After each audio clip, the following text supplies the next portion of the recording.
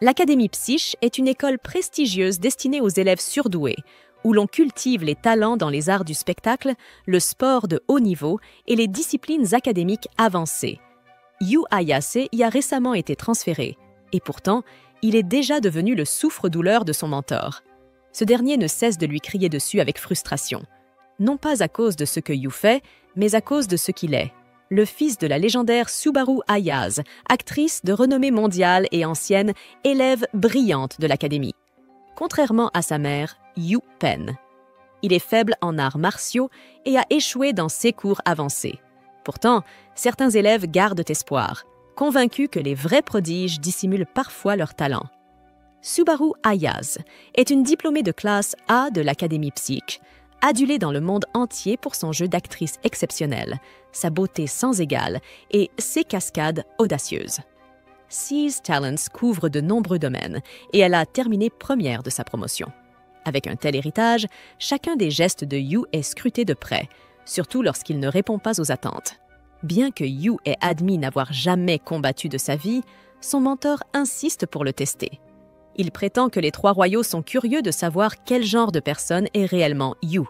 Sous la pression et la frustration, Yu fonce et donne un coup de poing de toutes ses forces. Mais lorsqu'il touche sa cible, l'impact est si faible qu'on dirait une simple tape. Son mentor perd alors totalement son sang-froid et plaque Yu au sol. Des murmures commencent à résonner dans tout le stade. Astérisque, astérisque. Le fils de Subaru Ayase est un échec total. Astérisque, astérisque. On attend souvent des enfants de génie qu'ils héritent de leur éclat. Yu vit avec cette déception depuis ses 17 ans.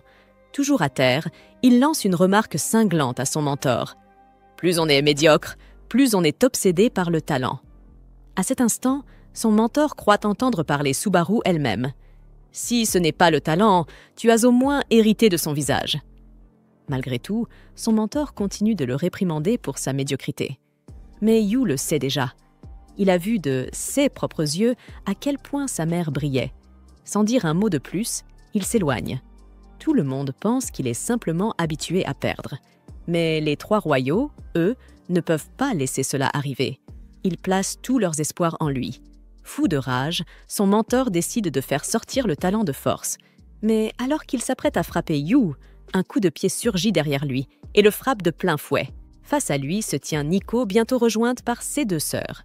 Kazuki, une actrice de théâtre à succès, et Miwa, une prodige du sport au palmarès inégalé. Quant à Nico, elle est la meilleure combattante de l'école. Ensemble, elles représentent les meilleurs élèves de chaque programme des trois royaux. Toujours allongée au sol, Yu lève les yeux vers elle, abasourdie. Ses yeux s'écarquillent de stupeur. Kazuki s'avance pour le saluer, et lorsqu'on évoque ses résultats aux examens avancés, le verdict tombe. Un imposteur médiocre sans la moindre once de talent. C'est une grande déception, surtout venant de celles qui espéraient qu'ils rejoignent chacune de leurs spécialités respectives. Bien sûr, Yu connaît déjà ses propres limites. En réalité, il s'est déjà transféré dans le ** programme d'éducation générale, une filière que tout le monde a même oubliée. Sur ses E, Yu tourne les talons pour partir, mais Nico l'interpelle et lui demande de nettoyer d'abord. C'est une règle tacite, celui qui perd nettoie le dojo. Alors il doit continuer. Les trois royaux lui lancent encore quelques piques avant de s'en aller. Yu aimerait bien répondre, mais il sait qu'il ne peut rien faire. Il saisit le seau d'eau et commence à nettoyer. Le lendemain, les élèves du programme des arts martiaux arrivent au stade pour leur entraînement habituel et découvrent que toute la zone brille de propreté. Yu, lui, rentre chez lui, perdu dans ses pensées, repensant à son passé. Quand il était plus jeune, il rêvait d'être acclamé comme sa mère. Il répétait des répliques de films devant la télévision, mais à chaque fois qu'il la voyait jouer, il comprenait qu'il ne pouvait pas égaler sa brillance. Il a cherché sa voie, sautant d'un domaine à l'autre, jusqu'à ce que la réalité le frappe. Il n'était que médiocre. Peu à peu, il a commencé à s'éloigner de sa mère, bien qu'elle fût sa seule famille. Puis, elle est tombée malade. Pendant son hospitalisation, elle regardait souvent un film dans lequel elle avait joué, une série sur la vie de famille où elle tenait le rôle d'une mère. Ce n'était pas l'un de ses rôles les plus prestigieux, mais Yu l'aimait bien. Elle aussi. Un jour, alors qu'il se tenait à son chevet, Yu lui confia que ce qu'il préférait dans cette série, c'était la fin de chaque épisode. Un dîner en famille où tout le monde riait et discutait de choses banales. Ce jour-là, ils ont eu leur première véritable conversation depuis des années. Et Yu comprit que tout ce que sa mère avait toujours voulu, c'était une chose simple, une famille heureuse et normale. Son dernier vœu était celui-là, que Yu puisse un jour fonder une famille heureuse. Yu referme son carnet et s'éloigne, ses bagages à la main. Il ne sait pas encore comment accomplir ce souhait, mais une chose est sûre, il est prêt à essayer. Il s'arrête devant une grande maison sur le portail de laquelle est inscrit le nom astérisque Mikadono astérisque. L'endroit est immense, mais Mikadono lui avait bien dit qu'il pouvait entrer. Yu pousse donc le portail et, à sa grande surprise, découvre qu'il s'agit en réalité d'un véritable manoir.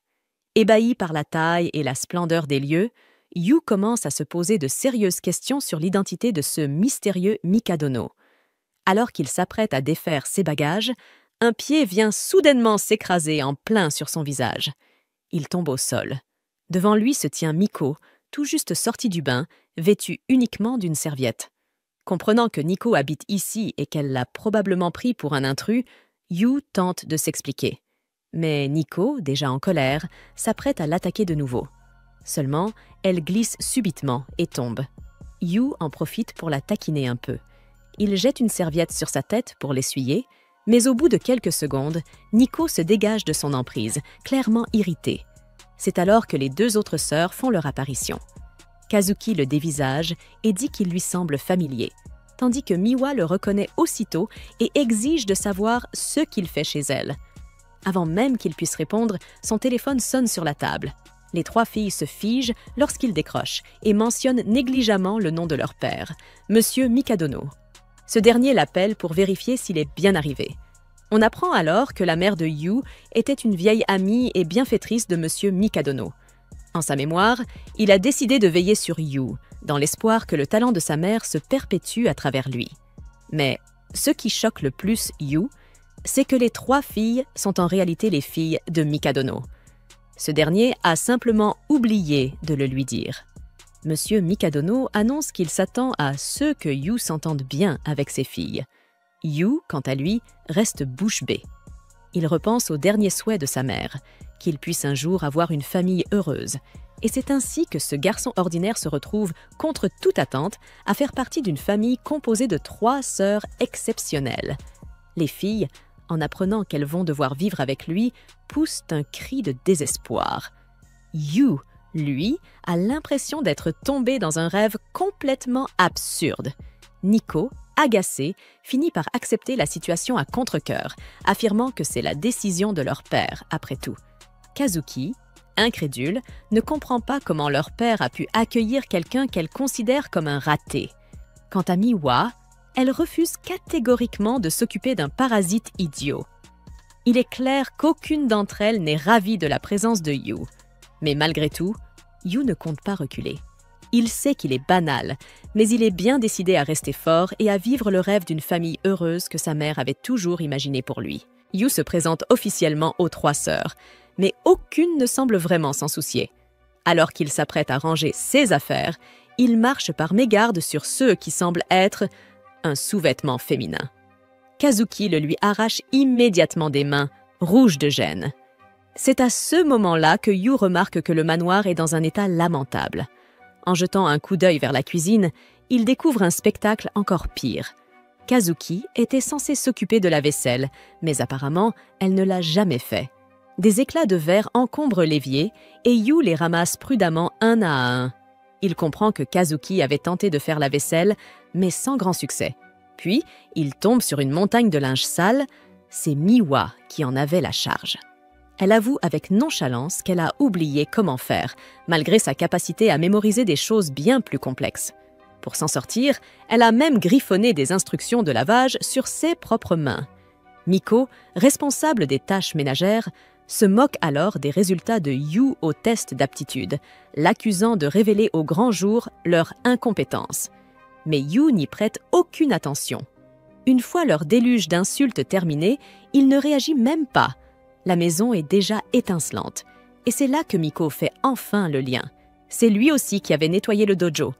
Yu tente une nouvelle fois de se faire bien voir, souriant et affirmant qu'il peut faire ce genre de ménage quand elles veulent. Il a la tête de l'emploi, c'est certain. S'il n'était pas aussi nul dans tout le reste. Le lendemain matin, Yu se réveille au son de son réveil, s'attendant à une journée paisible puisqu'il n'y a pas école.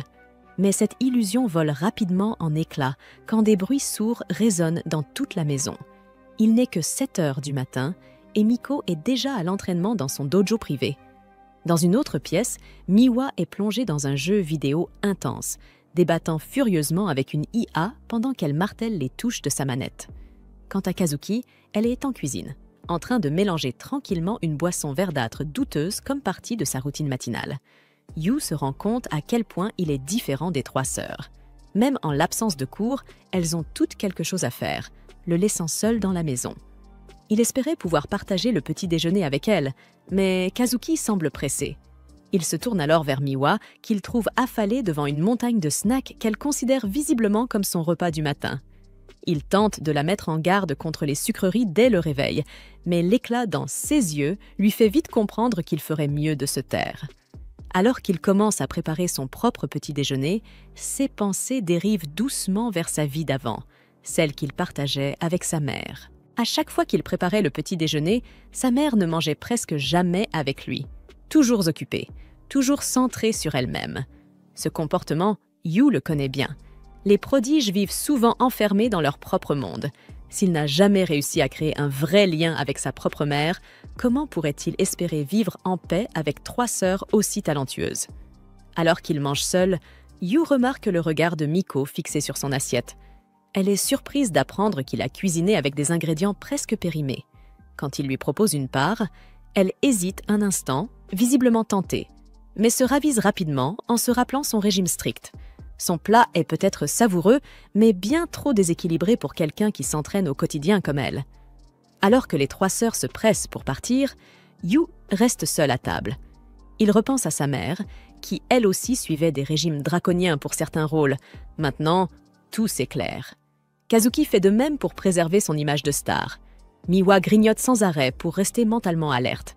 Nico suit une routine stricte pour garder son corps au sommet. Les prodiges sont souvent tellement concentrés sur eux-mêmes qu'ils finissent par ignorer ceux qui les entourent. Yu se souvient que, parfois, sa propre mère lui faisait peur. Il s'était éloigné d'elle, incapable de comprendre son monde. Alors que les 3 filles s'apprêtent à franchir la porte, elles se disputent sur qui est responsable du retard. Juste avant qu'elles ne partent pour de bon, Yu les arrête. Il leur annonce qu'elles ont oublié quelque chose. Affolées, elles fouillent leur sac à toute vitesse, pour finalement se rendre compte qu'elles n'ont rien oublié. Agacées, elles le réprimandent pour les avoir inquiétées pour rien. C'est alors que Yu ajoute, d'un ton calme, « Ce que vous avez oublié, c'est de dire astérisque bonne journée ». Plutôt que de les attendrir, ces mots provoquent un malaise général. Sans répondre, elles reprennent leur chemin, balayant l'étrangeté de l'instant d'un haussement d'épaule. Son message n'a clairement pas eu l'effet escompté, mais Yu reste déterminé à réessayer. Nico, en marmonnant, trouve la remarque stupide. Mais lorsqu'elle croise son reflet dans la vitre, elle remarque ses joues rougies. Et Yu, Kazuki, Miwa... Chacun d'eux repensera à ces mots dans la journée, même s'ils ne l'avoueront jamais. Au fond d'eux, ils ont trouvé ça plutôt agréable. De retour au manoir, Yu fait la vaisselle quand son téléphone sonne. C'est Monsieur Mikadono. Il appelle simplement pour prendre des nouvelles et l'informer qu'il sera rarement à la maison à cause de son travail. Autrement dit, Yu passera la plupart de son temps seul avec les 3 sœurs. Il lui confie également une faveur.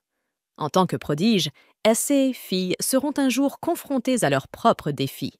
Il veut que Yu soit là pour elles lorsqu'elles en auront besoin. S'il y parvient, Monsieur Mikadono est convaincu que les filles finiront par s'ouvrir à lui.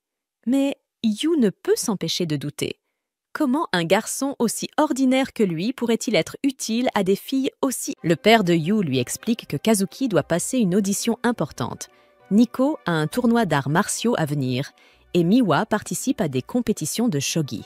C'est, selon lui, une occasion parfaite pour Yu de les aider. Mais Yu n'a aucune idée de comment un bon à rien sans talent comme lui pourrait être utile à des prodiges pareils. Cependant, Lorsqu'il commence à imaginer les filles échouer dans ce qu'elles savent faire de mieux, il se remémore la douleur de ses propres échecs et surtout ce regard de déception dans les yeux de sa mère. Alors, il décide de faire ce qu'il peut. Et pour commencer, il veut mieux les connaître, en partageant les repas avec elles. Plus tard, après son entraînement, Nico rentre au manoir. En voyant Yu en train de cuisiner, elle pousse un cri aigu, oubliant un instant qu'ils vivent ensemble. Mais quand elle le voit goûter ses plats, elle rougit violemment. Astérisque, il est carrément canon. C'est un juste astérisque. Yu lui propose alors de goûter à ce qu'il a préparé. Tentée, elle s'apprête à accepter, puis se ressaisit brusquement. Elle refuse d'un ton sec, déclarant qu'elle ne se laissera pas dompter par ses petits plats. Elle disparaît pour aller prendre une astérisque douche de beauté. Mais à son retour dans la cuisine, elle découvre Yu en pleine frénésie culinaire, entourée de livres de recettes étalés sur le comptoir. C'est à ce moment-là que Miwa débarque elle aussi dans la cuisine. Yu, avec passion, leur annonce qu'il va leur concocter les meilleurs repas possibles. Mais les filles, peu impressionnées, le rejettent sans ménagement. Cela rappelle à Nico comment, avec ses sœurs, elles ont toujours rejeté la cuisine des domestiques. Elle était convaincue qu'elle devait contrôler chaque chose qu'elle ingérait pour rester dans la meilleure forme possible. Mais alors qu'elle mâchonne tristement son éternelle poitrine de poulet sèche, elle jette un œil à ceux que Yu a cuisinés. Et là, elle salive immédiatement face au festin appétissant qui s'offre à elle. C'est à ce moment que Yu surgit derrière elle, l'air intense. Il lui explique avec un sérieux presque inquiétant que chaque plat est soigneusement équilibré, riche en nutriments et parfaitement adapté à son régime de sportive. Sous l'insistance de Yu, Nico finit par céder. Alors qu'il s'effondre de fatigue, il lui confie que tous les plats ont été conçus sur les recommandations de diététiciens, rien que pour elle.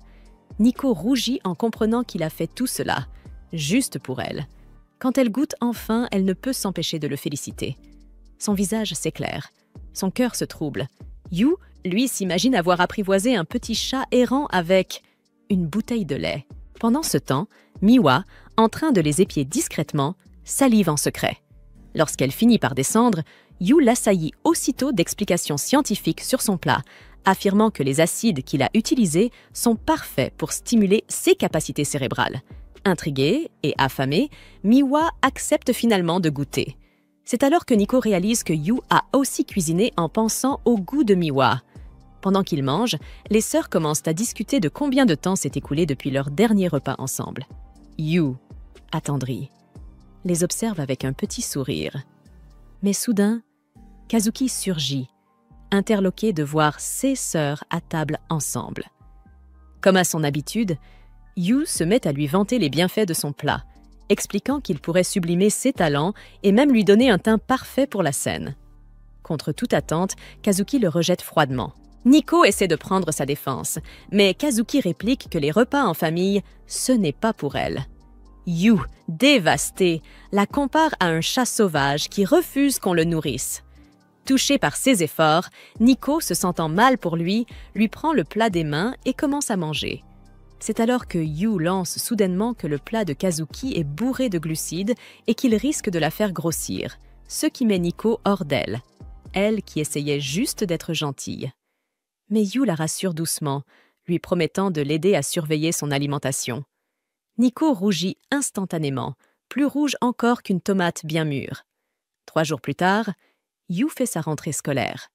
Il pense toujours à comment briser la carapace de Kazuki et accomplir le souhait de leur père, aider ses filles à s'épanouir. Il décide de l'aborder de front. Il la rejoint alors qu'elle est littéralement encerclée par ses fangirls qui la couvrent de compliments. Dès qu'elles le reconnaissent, les filles se moquent de lui, le traitant de bon à rien. Kazuki, amusé, se joint à elle, mais Yu ne se laisse pas démonter. Il la supplie de ne plus repousser ses avances et d'accepter son cadeau spécial, convaincu que cela la rendra heureuse. Sauf que, alors que Yu parle de nourriture, tout le monde croit qu'il évoque quelque chose de beaucoup plus intime. La foule s'exclame, l'accusant de chatouiller le cornichon d'un loser. Pris de panique, Yu détale à toutes jambes, fuyant le chaos qu'il vient, encore, de provoquer. Yu décide alors d'approcher Nico pour lui demander de l'aide afin de se rapprocher de Kazuki. Mais dès qu'il l'interpelle, Nico se fige, les joues rouges, ne pouvant penser à autre chose qu'à combien il l'a fait chavirer.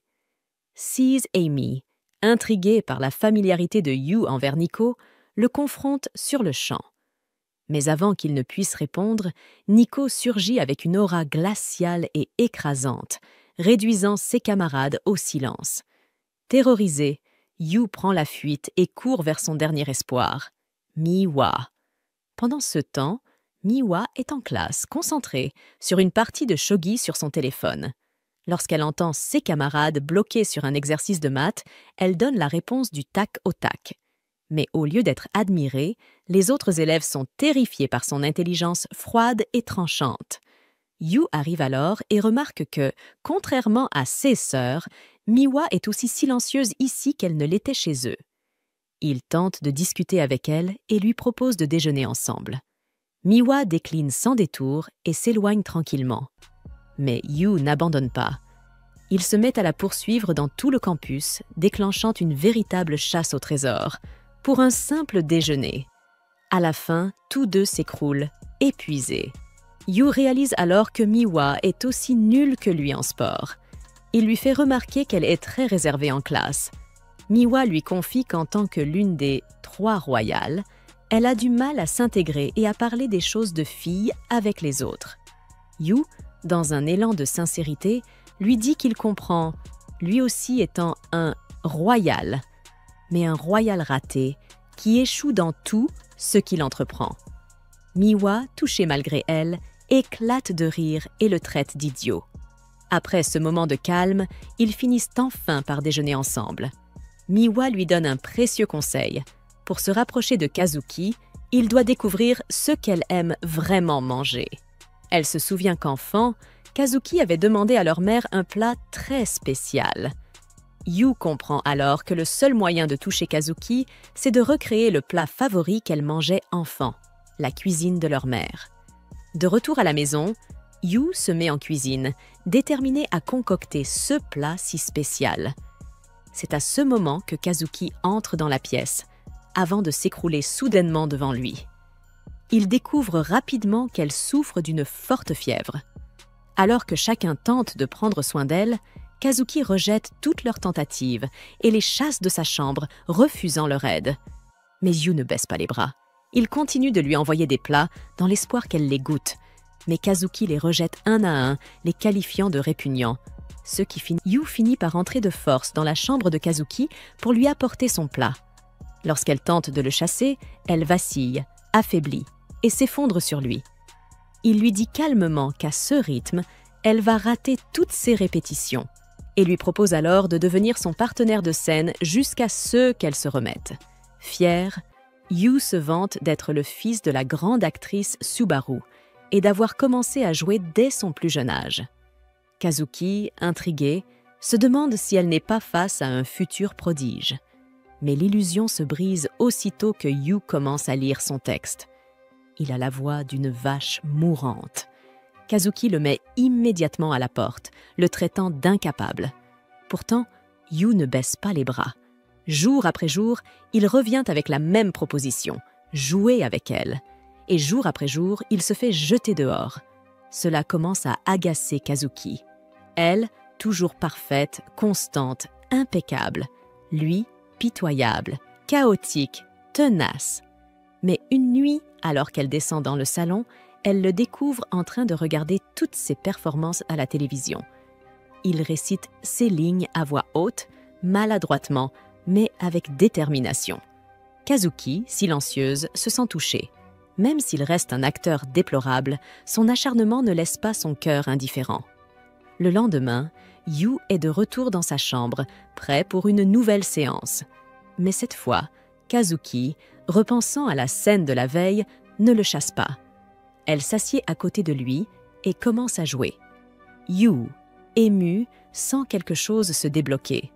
Et, à la surprise générale, il prononce une réplique, à la perfection. Submergé par l'émotion, Yu fond en larmes, appelant sa mère à travers les sanglots, incapable de croire qu'après plus de 10 ans d'efforts, il a enfin réussi à bien jouer une seule ligne. Kazuki, de son côté, l'observe en silence, un léger pincement au cœur. Elle, qui a toujours été talentueuse, ne comprend pas cette passion brûlante qui pousse Yu à continuer malgré les échecs. Dans un souffle, elle admet sa défaite. Elle accepte enfin de manger ce qu'il lui a préparé pour pouvoir se rétablir plus vite. Yu explose de joie et lui promet de lui cuisiner un véritable chef-d'œuvre. Mais Kazuki l'interrompt et lui dit qu'elle a une requête. Avant de poursuivre, elle se blottit dans son lit, rouge de honte. Après avoir pris son courage à 2 mains, elle lui avoue à voix basse qu'elle n'aime pas les carottes, ni les champignons, ni les poivrons, ni bien d'autres légumes encore. Yu reste interdit un instant et comprend soudain que tout ce temps, Kazuki n'était pas difficile à soigner. Elle était simplement une enfant capricieuse à table. Ce matin-là, Nico et Miu restaient figés, incrédules. Kazuki était en train de manger avec eux. Et pas seulement ça, elle mangeait de la vraie nourriture. Yu passa à côté, félicitant distraitement Kazuki d'avoir terminé sa soupe. Elle haussa les épaules, répondant que c'était bon tant qu'il n'y avait pas de carottes. Ce qu'elle ignorait, c'est que Yu en avait discrètement râpé dedans. En mangeant son propre repas, Yu ressentit un profond soulagement. Il avait fallu du temps et des efforts pour réussir à les réunir tous autour de la même table, et ils n'étaient pas faciles à gérer. Mais à la tombée de la nuit, sa joie s'estompa peu à peu. L'une après l'autre, les sœurs envoyèrent un message. Elles ne rentreraient pas dîner. Yu essaya de faire bonne figure, mais une pointe de déception se glissa dans sa voix, juste au moment où il pensait qu'il redevenait enfin une famille.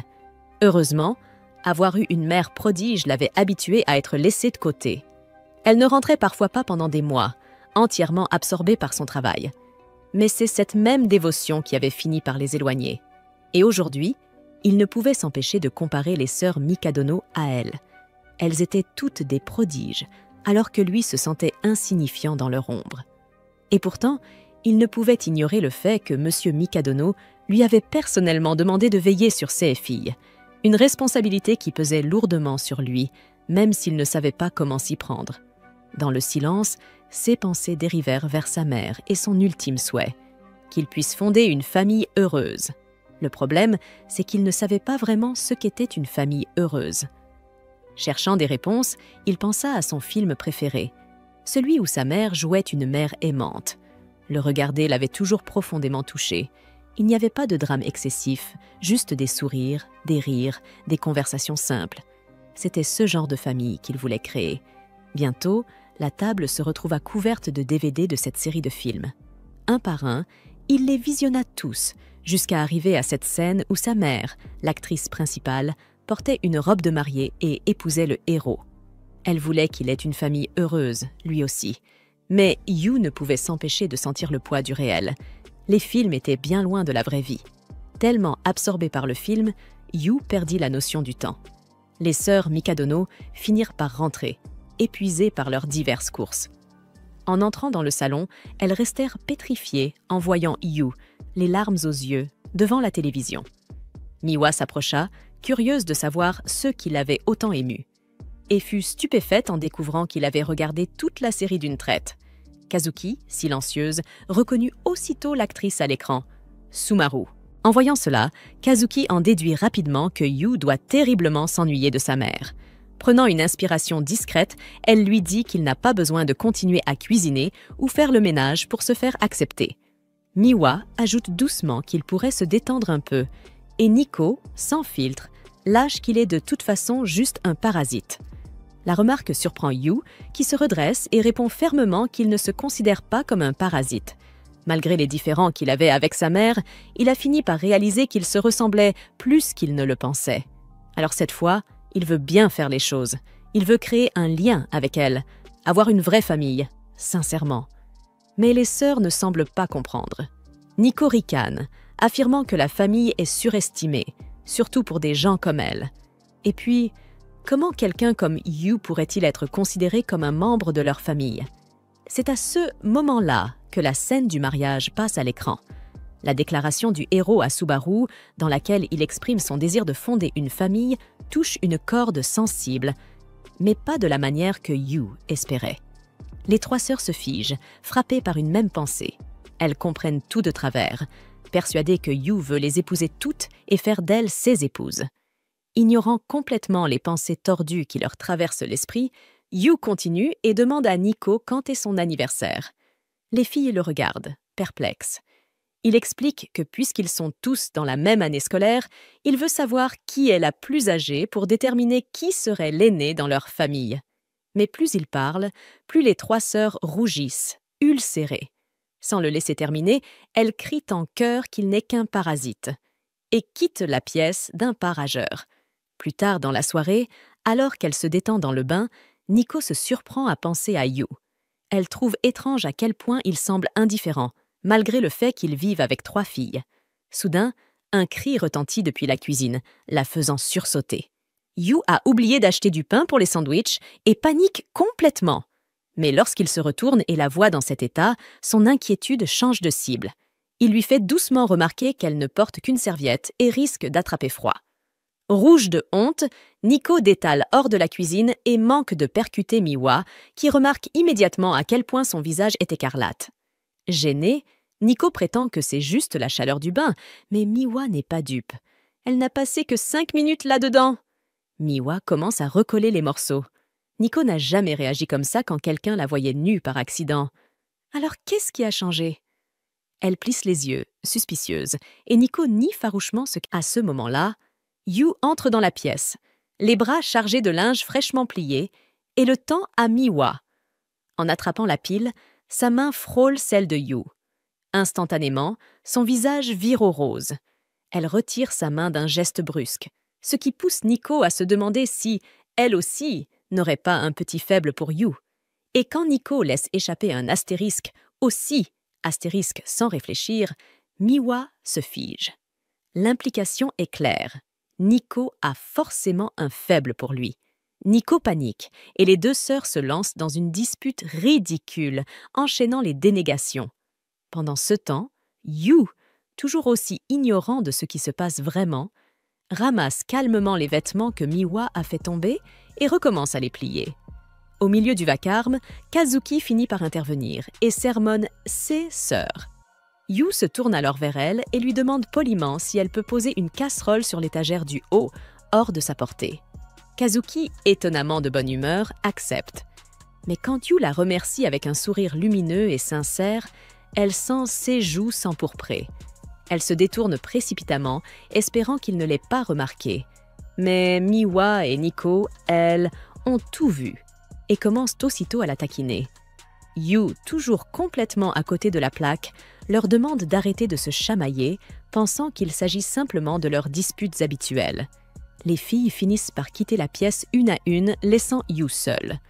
En observant autour de lui, Yu remarque le désordre laissé derrière. Sans un mot, il se met à ranger. En nettoyant la table, il repense à tout ça. Oui, les films sont bien différents de la réalité. Et pourtant, ce jour-là, quand ils avaient tous mangé ensemble, c'était réel. Il espère sincèrement qu'ils vivront encore de ces moments-là. En ramassant les affaires éparpillées, Yu tombe sur une vieille photo. Les 3 sœurs y apparaissent enfants, souriantes, les bras l'une autour de l'autre. Elles avaient l'air si heureuses. Rien à voir avec la distance qu'ils ressentent aujourd'hui. Intrigué, il demande à chacune qui a laissé cette photo-là. Aucune ne répond. Chacune nie. Mais Yu n'est pas dupe. Il est sûr que l'une d'entre elles l'a posée là. Quelqu'un tient encore à ce souvenir. Il en est certain. Et Yu décide qu'il veut aider à raviver ce lien. Le lendemain, les sœurs l'informent qu'elles seront toutes absentes ce week-end, chacune ayant des obligations liées à ses ambitions personnelles. En classe, Yu a du mal à se concentrer. L'idée qu'elle s'éloigne encore plus le tourmente. Alors, discrètement, il commence à faire des recherches sur leurs destinations respectives. En consultant les agendas de chacune sur son téléphone, une idée commence à germer dans son esprit. La veille de leur départ, Yu fait de son mieux pour tout préparer. Il leur prépare des boissons pour le voyage, réserve lui-même leurs hôtels afin de leur alléger la charge. Il tend à chacune un billet d'hôtel, avec un sourire sincère, leur offrant un peu de réconfort. Miwa, cependant, ricane en disant que la nourriture des hôtels est généralement mauvaise. Yu la taquine en disant qu'elle va regretter sa cuisine, ce qu'elle nie aussitôt avec une moue. Malgré tout, Il leur promet de leur préparer un délicieux dîner à leur retour. Le lendemain, Miwa entre dans son premier match de shogi. Calme et précise, elle lit la stratégie de son adversaire et remporte la partie avec des coups nets. Alors qu'elle s'apprête à partir, son mentor vient à sa rencontre. Il la prévient. L'adversaire de demain sera d'un tout autre niveau, un joueur de rang équivalent à un maître de 4e degré. Même pour une génie comme elle, la compétition peut devenir rude. En regagnant l'hôtel, l'avertissement de son mentor résonne encore dans sa tête. Un adversaire redoutable l'attend, et elle sait qu'elle devra s'entraîner davantage dès ce soir. Mais alors qu'elle marche sous les cerisiers en fleurs, le festival nocturne attire son regard. La beauté de la scène ralentit son pas, éveillant en elle des souvenirs d'il y a plusieurs années. À la réception de l'hôtel, juste au moment où elle s'apprête à s'enregistrer, Miwa remarque Kazuki devant elle.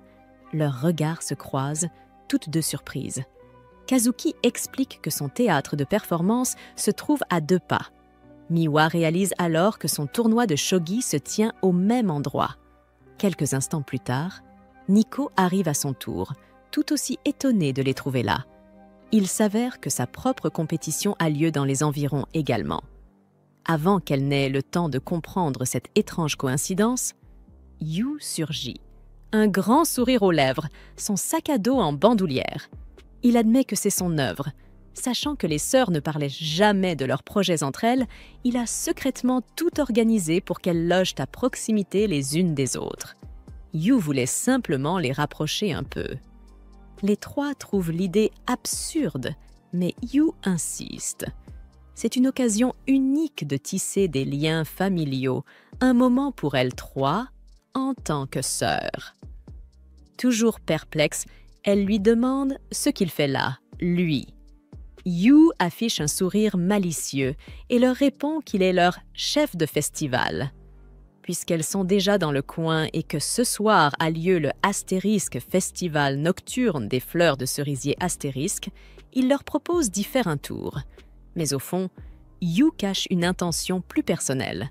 Ce même festival apparaît sur la vieille photo qu'il a retrouvée. Il a deviné que celle qui y tenait encore souhaitait peut-être revivre ce moment. À sa grande surprise, les 3 sœurs réagissent exactement de la même manière. Elles trouvent son idée ridicule. Après tout, elles ne sont pas là pour se divertir, mais pour concourir. Préparées à leur refus, Yu leur explique que le sanctuaire du festival est réputé pour porter chance aux compétiteurs. Nico ricane, lançant que seuls les perdants comptent sur les prières, pas les génies comme elle. En réponse, Yu sort un petit livret rempli de noms de prodiges renommés qui ont visité ce sanctuaire pour y chercher l'inspiration. Les sœurs sont visiblement surprises. Yu ajoute que la foi compte autant que le talent. Et puis, Yu leur montre aussi des photos des différents plats proposés dans les stands du festival, ceux qui captent immédiatement l'attention de Nico et Miwa. Kazuki est la première à réagir, acceptant de venir. Elle y voit une occasion parfaite d'augmenter l'engagement sur ses réseaux sociaux. Mais elle prévient ses sœurs. Si elles veulent l'accompagner, elles devront s'habiller convenablement. Sur phase, Yu révèle qu'il a déjà fait des recherches sur les meilleures boutiques pour louer des tenues de festival. Ils se rendent alors dans un magasin de kimonos et dès que les vendeurs posent les yeux sur les 3 sœurs, leur visage s'illumine d'admiration. Yu demande des kimonos pour chacune et le personnel se presse, enthousiaste à l'idée de les habiller. Kazuki est la première à enfiler une tenue, un kimono sobre et élégant dont la simplicité met en valeur son port naturel et sa grâce. Miwa enfile à son tour un kimono vert orné de petits chats, parfaitement en accord avec son énergie douce et légèrement espiègle. Yu, attendrie, ne peut s'empêcher de prendre des photos, un sourire sincère sur les lèvres. Mais lorsqu'il se tourne vers Nico, elle est toujours assise, silencieuse, dans un coin. Elle marmonne qu'elle n'aime pas porter de kimono. Yu l'encourage avec douceur, lui rappelant qu'il existe une infinité de styles à découvrir. Une vendeuse s'approche alors et lui propose un kimono en jean, affirmant qu'il conviendrait parfaitement à une fille forte et élégante comme elle. La remarque prend Nico de court. Elle se revoit enfant quand elle adorait les robes à volants, mais qu'on la qualifiait sans cesse de garçon manqué. Ce jugement l'a suivi depuis, jusqu'à aujourd'hui. Yu lui tend ensuite un kimono rose pâle, orné de motifs délicats de fleurs de cerisier. Même ses sœurs échangent des regards sceptiques, murmurant que ce genre de style trop doux et féminin ne lui correspond pas. Mais Yu, lui, est convaincue que ce sera parfait. Maintenant, elle a 2 choix devant elle, et c'est à elle seule de décider. Les minutes passent. Nico est toujours enfermé dans la cabine d'essayage. 6 sœurs commencent à s'impatienter, se demandant ce qu'elle fabrique. Et enfin, les portes coulissantes s'ouvrent. Nico sort, vêtu du kimono rose. Un silence total s'installe. Personne ne dit un mot. 6 cheveux ont été coiffés avec soin pour s'harmoniser avec la tenue. Son allure, à la fois douce et troublante, laisse tout le monde bouche bée. Nico murmure qu'elle doit sûrement avoir l'air ridicule, fuyant leurs regards. Mais vu la façon dont tous la dévisagent, figée dans une admiration silencieuse, les sœurs, accompagnées de Yu, se promènent à travers le festival animé de cette nuit-là. Cependant, Yu est surprise de voir à quel point Kazuki est populaire. En un rien de temps, elle devient le centre de l'attention, encerclée par une foule d'admirateurs éblouis. Yu avait espéré qu'ils pourraient profiter du festival ensemble, comme une vraie petite famille heureuse. Mais visiblement, Kazuki est passé en mode travail, échangeant avec ses fans, posant pour des photos, avec cette élégance naturelle qui la distingue. La voyant gérer tout cela avec autant de grâce, Yu hésite à intervenir. Heureusement, ses sœurs ne se sentent pas mises de côté. Même en discutant avec la foule, Kazuki garde un œil sur elle et ne tarde pas à repérer Miwa et Miko en train de savourer joyeusement des douceurs du festival. Pendant ce temps, alors que tous les regards sont tournés vers Kazuki, une fille, elle, ne se laisse pas emporter par l'engouement général. À ses yeux, Kazuki est peut-être jolie, mais cela ne change rien au fait qu'elle reste une fille comme les autres. Refusant de suivre la tendance, elle tourne les talons et s'éloigne de la scène. Malheureusement, au moment où elle se retourne, la lanière de sa sandale casse, lui faisant perdre l'équilibre. C'est alors que Kazuki intervient, la rattrapant juste avant qu'elle ne touche le sol. Quand la fille rouvre les yeux, elle se retrouve dans les bras de Kazuki. La foule explose en acclamations, émue par ce geste héroïque aussi inattendu que spectaculaire. Sans prêter attention au tumulte autour d'elle, Kazuki la porte jusqu'à un endroit plus sûr. Yu, qui observait la scène à distance, se précipite à sa suite, faisant tout pour ne pas la perdre de vue dans cette mer de monde.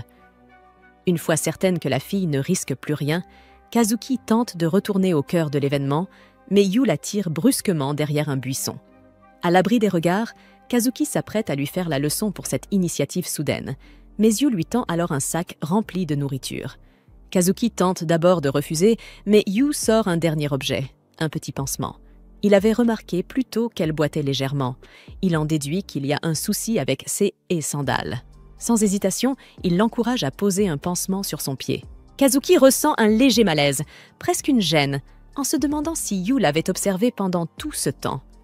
Mais lorsqu'il insiste pour qu'elle lui montre son pied, il découvre l'ampleur de la blessure et réalise qu'elle a tout de même porté quelqu'un dans cet état. Tu te demandes pourquoi elle n'en a jamais parlé.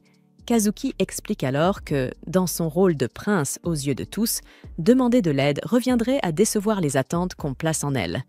Mais Yu insiste. Ça ne devrait pas avoir d'importance. Chacun mérite le droit d'être soi-même, sans masque ni façade. Sur ces mots, il propose de s'occuper de sa blessure et Kazuki finit par céder. Pendant que Yu applique doucement le pansement sur la zone sensible, Kazuki sent une chaleur douce lui monter au visage. Elle rougit légèrement, troublée. Pendant ce temps, ailleurs dans le festival, Miwa et Nico se trouvent devant un stand de jeu. Nico devient de plus en plus frustrée à essayer d'attraper un saumon avec une épuisette en papier. Elle échoue à chaque fois. À côté, Miwa éclate de rire, ce qui ne fait qu'aggraver l'irritation de Nico. Heureusement, Kazuki et Yu arrivent à temps pour les rejoindre. Kazuki porte désormais un masque pour éviter d'être reconnu. Les 4 décident alors de se lancer un défi amical. Kazuki et Yu contre Miwa et Nico dans le jeu de pêche au poisson rouge. En jouant, Miwa lance une plaisanterie.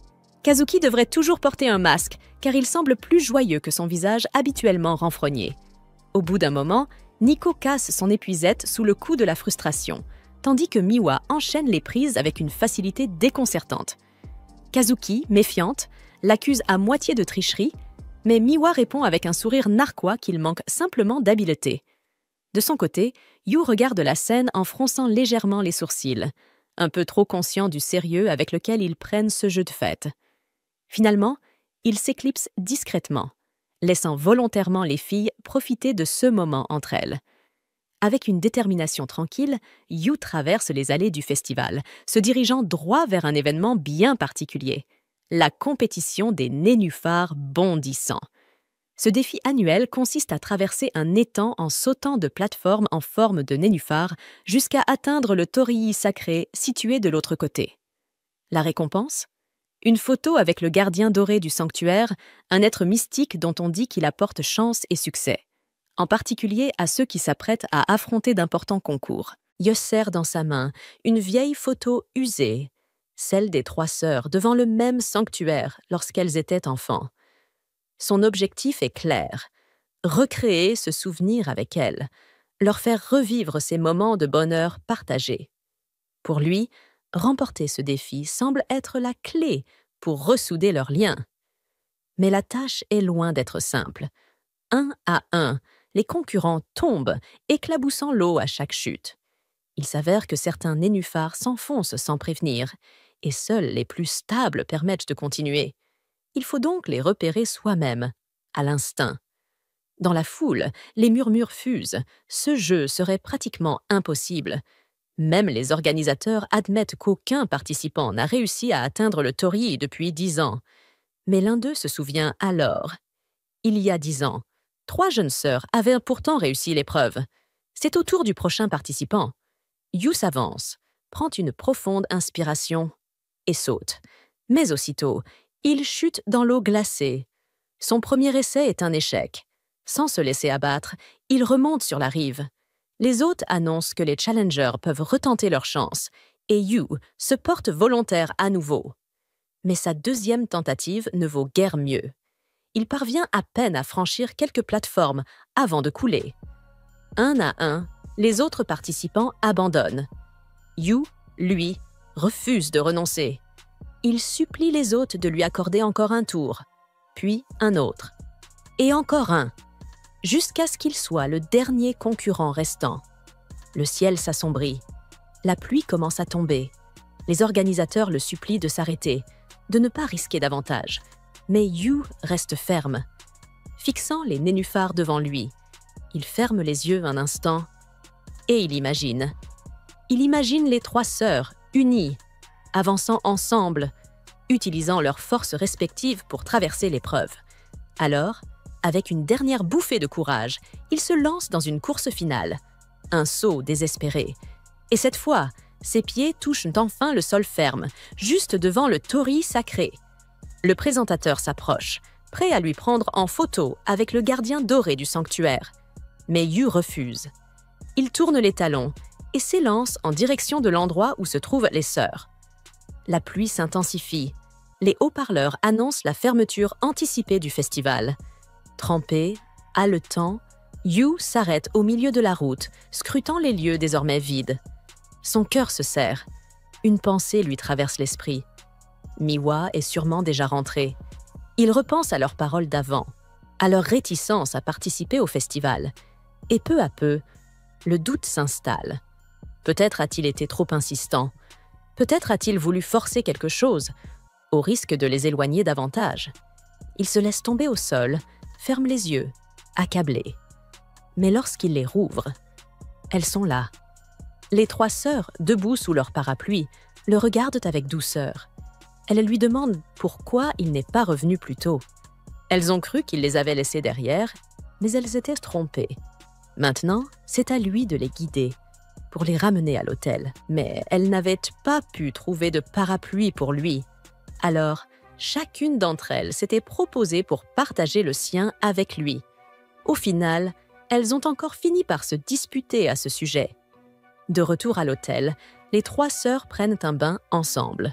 Kazuki et Miwa discutent tranquillement du festival, échangeant quelques impressions légères. Nico, en revanche, reste étrangement silencieuse. Son esprit est encore absorbé par ce qui s'est passé un peu plus tôt. Toutes les trois voulaient partager leur parapluie avec Yu, ce qui avait mené à une partie de pierre-papier-ciseaux. C'est Nico qui a gagné. Et même si ce n'était qu'une courte promenade, l'expérience a été étrangement intense pour elle. Son cœur battait à tout rompre à chaque pas. Même maintenant, elle ne comprend pas pourquoi. Peut-être est-ce juste à cause du kimono, se dit-elle. Mais alors qu'elle y réfléchit, elle se met à bouger de manière étrange, hésitante et distraite. Ces mouvements bizarres attirent l'attention de Kazuki et Miwa. Elle reste figée une seconde avant d'éclater de rire. En la taquinant gentiment, elle plaisante. « Tu veux vraiment devenir une vraie femme, hein ?» Une fois le bain terminé, les sœurs retournent dans leur chambre pour découvrir Yu en train de sortir du hall, complètement trempé, couvert de boue et de pluie. Intriguée, elle lui demande où il compte aller. C'est là qu'il leur avoue avoir oublié de réserver une chambre. Et maintenant, l'hôtel est complet. Il prévoit donc de chercher un autre endroit pour passer la nuit, même s'il doit dormir dans un cybercafé. Les trois sœurs restent figées, sous le choc. Mais soudain, Kazuki prend la parole. Elle demande un futon supplémentaire à la réception. Peu après, Yu étale son lit au sol, dans leur chambre. Ce qui, évidemment, va totalement à l'encontre de son idée initiale. Laisser les sœurs profiter d'un moment de rapprochement, rien qu'entre elles. Mais il était impensable de le laisser dehors, sous une pluie battante. Elles essaient de faire comme si de rien n'était, mais leur inquiétude est évidente. Après tout, ils ont déjà vécu sous le même toit. Lui offrir un abri ce soir-là n'est rien d'autre qu'un geste naturel. Yu leur dit de faire comme s'il n'était pas là, puis s'éclipse pour aller chercher un yukata et prendre son bain. Mais alors qu'il tourne un coin du couloir, il manque de peu de heurter Kazuki, qui marchait dans l'autre sens. Il s'excuse rapidement. Kazuki sent ses joues s'échauffer, mais tente de le dissimuler. Malheureusement, aucun yukata de rechange ne semble disponible. Miwa, toutefois, insiste. Il devrait bien y avoir des vêtements de rechange dans les placards. Elle commence à fouiller. Yu la rejoint pour l'aider, mais au moment où elle se retourne brusquement, leurs visages se retrouvent à quelques centimètres l'un de l'autre. Miwa rougit aussitôt, complètement prise au dépourvu. De son côté, Nico fouille un autre meuble. Yu remarque alors un yukata posé tout en haut d'une étagère, hors de portée. Sans réfléchir, il s'approche pour l'attraper. Dans le mouvement, il se retrouve à coller presque Miko contre la porte du placard. Elle reste figée, le visage cramoisi, incapable de bouger. Yu parvient enfin à attraper le vêtement. Il s'excuse à la hâte et se dirige vers la salle de bain, réalisant soudain que cette chambre paraît vraiment trop étroite pour 4 personnes. Depuis la salle d'eau, sa voix résonne à travers la porte. Il ne cesse de s'excuser d'avoir interrompu leur moment entre sœurs. De l'autre côté, les trois restent immobiles, incertaines. Comment sont-elles censées se détendre? Avec lui, juste là. Cette nuit-là, les trois sœurs ont du mal à trouver le sommeil. Chacune d'elles se tourne et se retourne sur son futon, incapable de trouver le repos, une étrange nervosité dans le cœur. Mais elles font semblant. Elles se disent que c'est simplement l'excitation du festival, rien de plus. Allongé sur sa couchette, Yu, lui, garde les yeux ouverts, un sourire discret sur les lèvres. Il repense à la journée, à ses hauts et ses bas. Mais surtout, à cette photo. Malgré le chaos, il avait réussi à prendre un cliché parfait des trois sœurs devant le sanctuaire doré. Leur première pose était un peu raide, maladroite. Mais la dernière? 3 sourires sincères, lumineux, comme à l'époque de leur enfance. Il tend la main vers son sac, cherchant à sortir l'ancienne photo pour comparer. Mais elle a disparu. Une légère panique monte en lui, jusqu'à ce que son regard tombe sur un petit mot, posé juste à côté de son futon. Il ne s'attendait pas à ce que quelqu'un la réclame. Et pourtant, cette pensée l'apaise. Finalement, cette image est retournée à celle ou celui à qui elle appartient vraiment. Quelques instants plus tard, Yu sombre dans un sommeil profond. Pendant ce temps, Les trois sœurs se redressent lentement, l'air agacées. Elles échangent des regards désabusés. Aucune d'elles n'a réussi à fermer l'œil. Chacune invente une excuse, le bruit du festival, l'événement du lendemain. Puis, elles se recouchent en silence, les pensées en désordre. Mais le sommeil tarde à venir. À la place, Kazuki mentionne soudainement le kimono fleuri de Miko, ce qui déclenche une conversation inattendue. Très vite, elles se retrouvent à évoquer leur enfance, à se rappeler à quel point leurs goûts étaient différents à l'époque. Sauf pour Miwa, qui, elle, n'a pas changé d'un poil. Elle ressent toujours cette même excitation chaque fois qu'elle peut choisir un kimono. Malgré tout, elles se sentent reconnaissantes d'avoir pu vivre à nouveau un festival, après tant d'années. Leurs pensées dérivent vers d'anciens souvenirs, et bientôt, elles se mettent à taquiner Miwa. Elle aimait se vanter d'avoir gagné plein de jeux à l'époque, alors qu'en réalité, c'était Kazuki qui l'aidait discrètement à chaque fois. Ce petit moment déclenche une prise de conscience. Des échanges comme celui-ci. Elles n'en ont presque plus. La vie les a rendues trop occupées.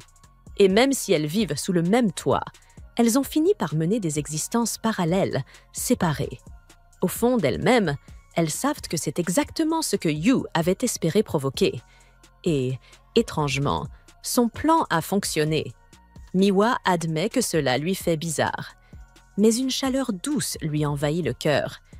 Elle sort alors la photo que Yu croyait perdue et la place à côté de l'image prise ce soir-là sur son téléphone. Les deux montrent le sanctuaire doré. L'une date d'il y a 10 ans, l'autre d'aujourd'hui.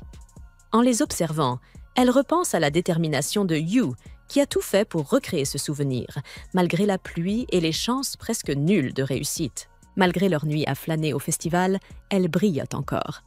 À ses yeux, ce sont de véritables prodiges. Il se souvient aussi de ce moment, la veille au soir, quand les trois sœurs le cherchaient dans la foule du festival, sans avoir son numéro de téléphone. Miwa avait proposé de publier une alerte sur les réseaux sociaux, en espérant que les abonnés de Kazuki le reconnaîtraient. Mais quand elles ont tenté de le décrire, leurs mots se sont révélés trop vagues. Pour mettre en avant son trait le plus unique, Kazuki avait parlé de son sourire, allant même jusqu'à se vanter de l'avoir vu de très près. Ne voulant pas rester en retrait, Miwa s'est vantée à son tour. Elle connaissait tout de lui, surtout ses talents en cuisine. Enfin, Nico avait avoué que Yu prenait soin d'elle en lui achetant des protéines et des bandes de sport. Mais en réalisant à quel point leur description était intime, les trois s'étaient mises à rougir violemment.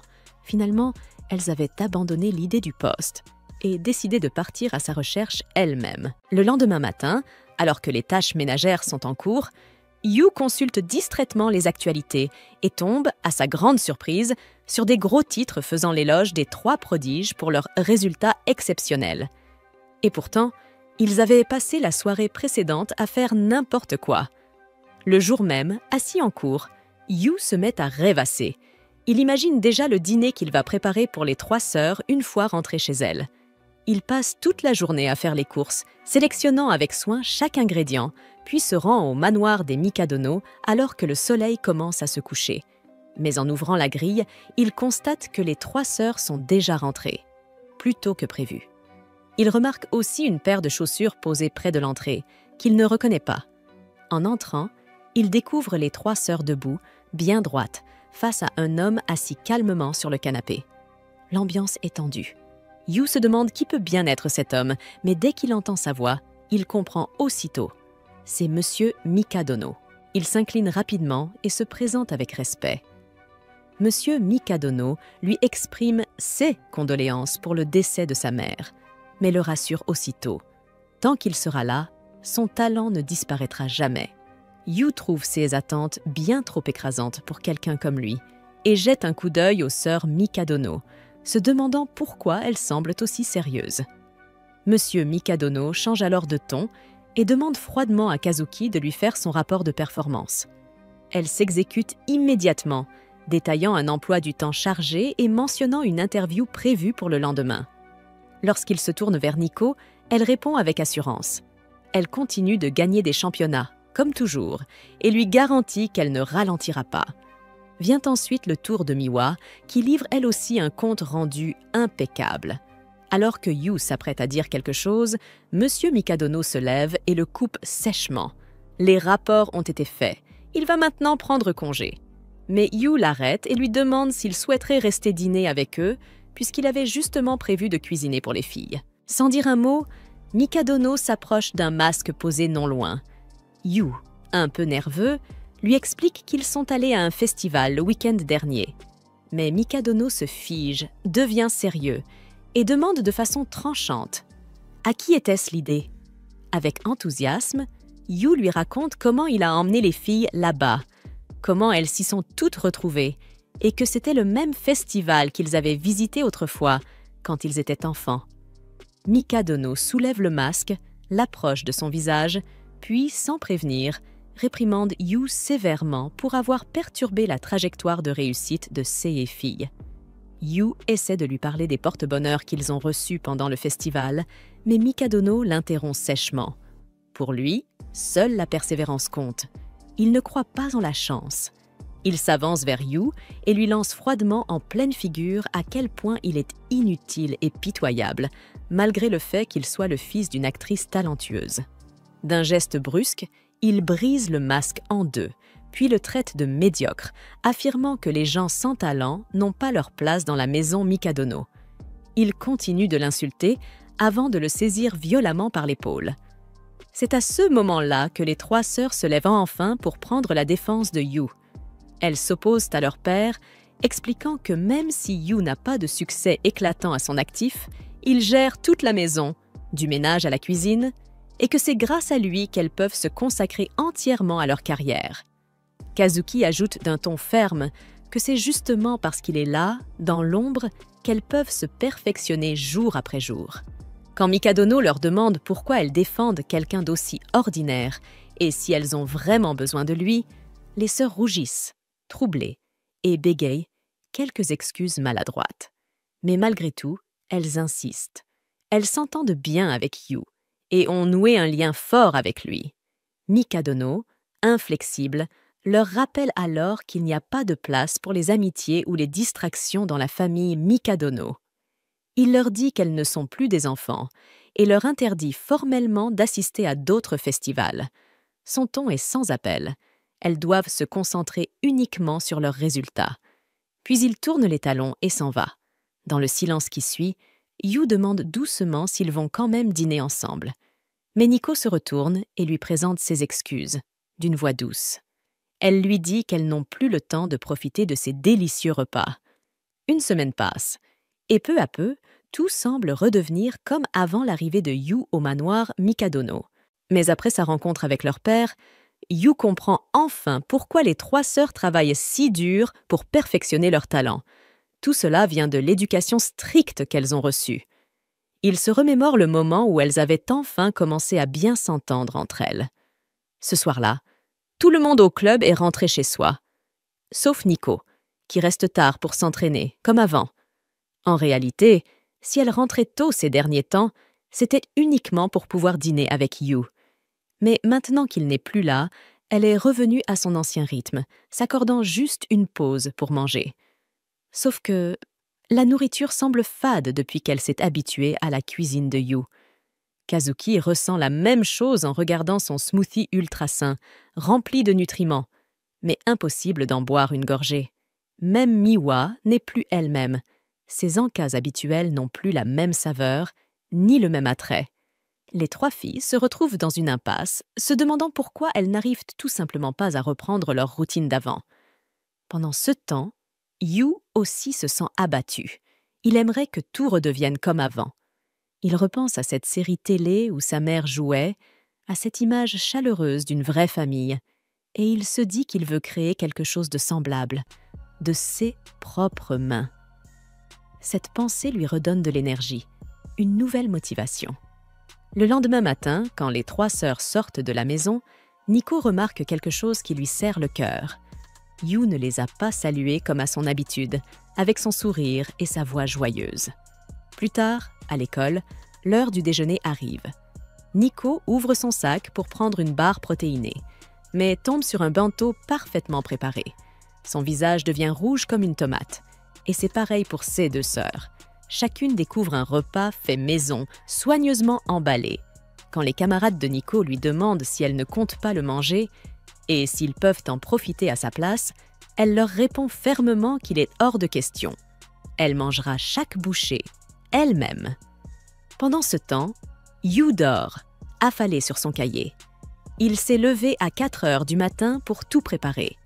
Et plus tard, lorsqu'il récupère les boîtes vides, un sourire discret se dessine sur ses lèvres. Il sait qu'elles ont tout mangé et qu'elles ont aimé. Le soir venu, les 3 sœurs le convoquent sérieusement. Elles lui annoncent qu'elles souhaitent établir avec lui une cogestion officielle. Yu, complètement perdue, les regarde avec de grands yeux et se demande pourquoi elle parle soudain de bateau. Mais les 3 sœurs n'ont pas du tout l'air d'être en train de plaisanter. Elles lui rappellent froidement que leur père l'a clairement averti. S'il ne prouve pas sa valeur, il sera mis à la porte. Elles lui proposent donc un accord. S'il accepte de les soutenir dans les défis à venir, alors elles seront prêtes à le reconnaître comme l'un des leurs. Chacune lui explique ce qui l'attend dans les prochaines semaines, les obstacles à surmonter, les pressions à gérer, et elles ajoutent qu'elles auront besoin de son aide pour y faire face. Ravie à l'idée de pouvoir les soutenir, Yu s'exclame qu'il leur préparera le déjeuner chaque jour, parce qu'ils forment une famille. Mais les sœurs le corrigent immédiatement, en toute clarté. « Tu n'es pas un membre de la famille. Tu es notre soutien. Un point, c'est tout. » Le lendemain matin, au moment où les sœurs Mikadono s'apprêtent à partir pour la journée, Yu leur tend leur bento tout frais. Kazuki l'informe qu'elles rentreront vers 19h et qu'il peut donc leur préparer aussi le dîner.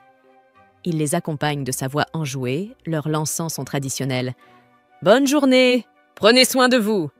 Et pour une raison qu'aucune d'elles ne comprend, ce simple geste suffit à les faire rougir comme des tomates brûlantes, comme si, à cet instant précis, tout était parfaitement à sa place. Plus tard, pendant son entraînement, Kazuki porte une perruque et tente maladroitement de travailler son côté féminin. Mais 2 femmes surgissent soudainement dans la salle, la prenant complètement de court et lui donnant la peur de sa vie. De son côté, alors que Nico est en pleine répétition, son téléphone sonne. Elle décroche aussitôt et entend une voix familière. Son entraîneur vient de rentrer d'une tournée à l'étranger et souhaite la voir. Pendant ce temps, la petite Miwa est plongée dans son propre entraînement, mais finit par se faire mettre au sol par son coach. Ce dernier, calme et direct, lui rappelle qu'il ne reste plus beaucoup de temps avant qu'elle doive faire un vrai choix, décider enfin du chemin qu'elle veut vraiment suivre. Ce soir-là, lorsque les sœurs Mikadono rentrent à la maison, chacune d'elles a l'esprit occupé, plein de doutes, de décisions, de questionnements. Mais en franchissant la porte, elle tombe sur une scène pour le moins inattendue. Yu, debout sur un sac de farine, en train de courir de façon complètement maladroite. Lorsqu'elle lui demande ce qu'il est en train de faire, il leur répond fièrement qu'il veut ajouter des udon au menu, une version maison des udon, et qu'il compte utiliser de la farine complète cette fois pour réduire les glucides dans leur alimentation. Et alors qu'il est en plein dans ses explications passionnées, il glisse brutalement et Yu se blesse légèrement en tombant, ce qui fait rire un peu les filles avant qu'elles ne s'éloignent. Elles lui disent quand même qu'elles seront là pour le dîner comme prévu. Plus tard, autour de la table, les sœurs font remarquer que le repas a un goût un peu banal aujourd'hui, ce qui leur rappelle aussitôt combien leur père détestait tout ce qui était moyen. Et pourtant, dans ce moment de calme, chacune trouve un certain apaisement dans cette banalité, comme si ça leur faisait du bien. Un peu plus tard, alors que Yu fait la vaisselle, Kazuki entre dans la cuisine et propose de l'aider, affirmant qu'elle essaie de développer son côté féminin. Yu, un peu surpris, lui fait remarquer que faire la vaisselle n'a rien de particulièrement féminin, mais elle insiste malgré tout et se met à ses côtés. Quand il évoque son audition, Kazuki se crispe légèrement. Elle finit par admettre que c'est la première fois qu'on lui confie un rôle féminin, au sens classique, et que cela la rend nerveuse.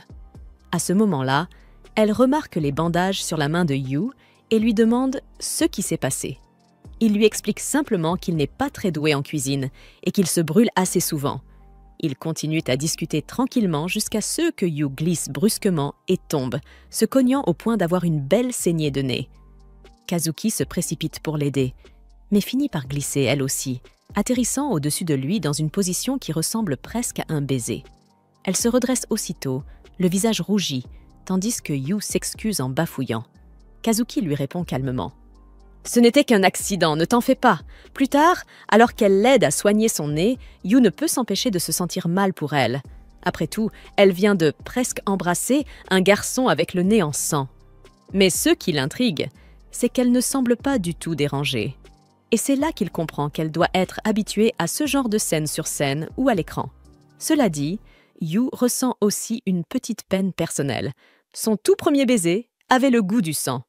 De son côté, lorsque Nico mentionne qu'il pourrait pleuvoir, Kazuki allume la télé pour vérifier la météo, mais tombe pile sur une scène de baiser à l'écran.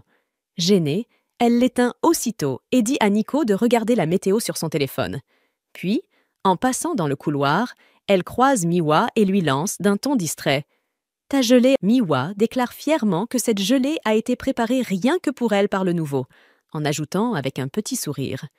On dirait qu'on mordille des lèvres toutes douces. L'évocation des lèvres fait immédiatement buguer Kazuki, qui repose violemment sa tasse de café sur la table avant de se lever brusquement et de filer dans sa chambre, claquant la porte derrière elle.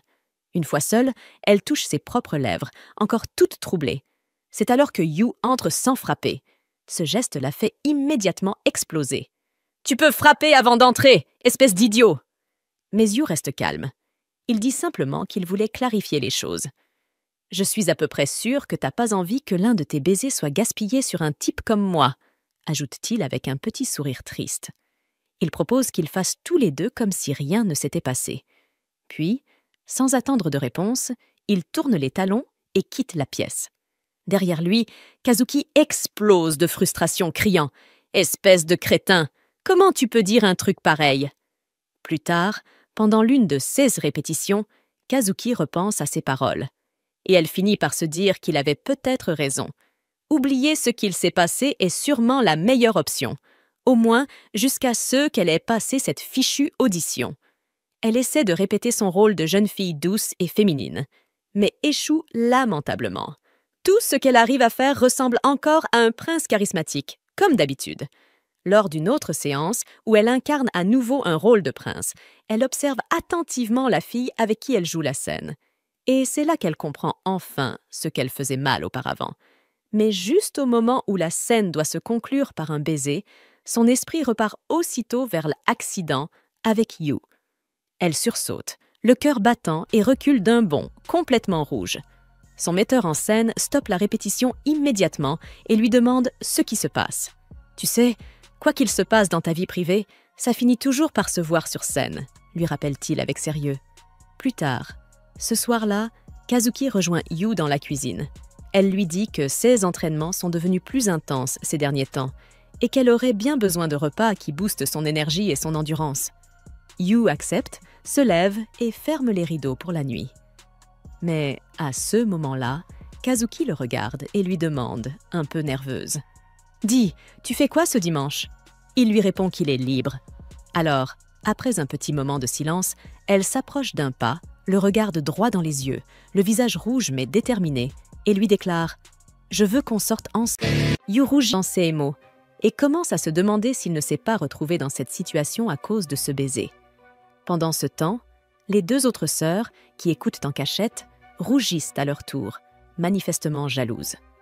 Miwa a du mal à croire que ce qu'elle entend puisse réellement être un vrai rendez-vous, mais Nico lui dit d'arrêter de trop réfléchir, car tout porte à croire que c'en est bien un. Toutes deux commencent à se demander si Yu est réellement à l'aise avec cet arrangement, puis retournent discrètement dans leur chambre. Une fois seule, Kazuki tend à Yu une affiche pour une audition de rôle d'héroïne et lui explique qu'elle a toujours été choisie pour incarner des rôles masculins tout au long de sa vie, ce qui lui rend aujourd'hui très difficile d'agir comme une véritable héroïne. Elle lui confie aussi qu'un de ses professeurs lui avait un jour dit que sa vie personnelle finirait par influencer son jeu d'actrice. Yu comprend rapidement ce qu'elle veut dire et réalise que Kazuki souhaite qu'ils sortent ensemble pour un faux rendez-vous.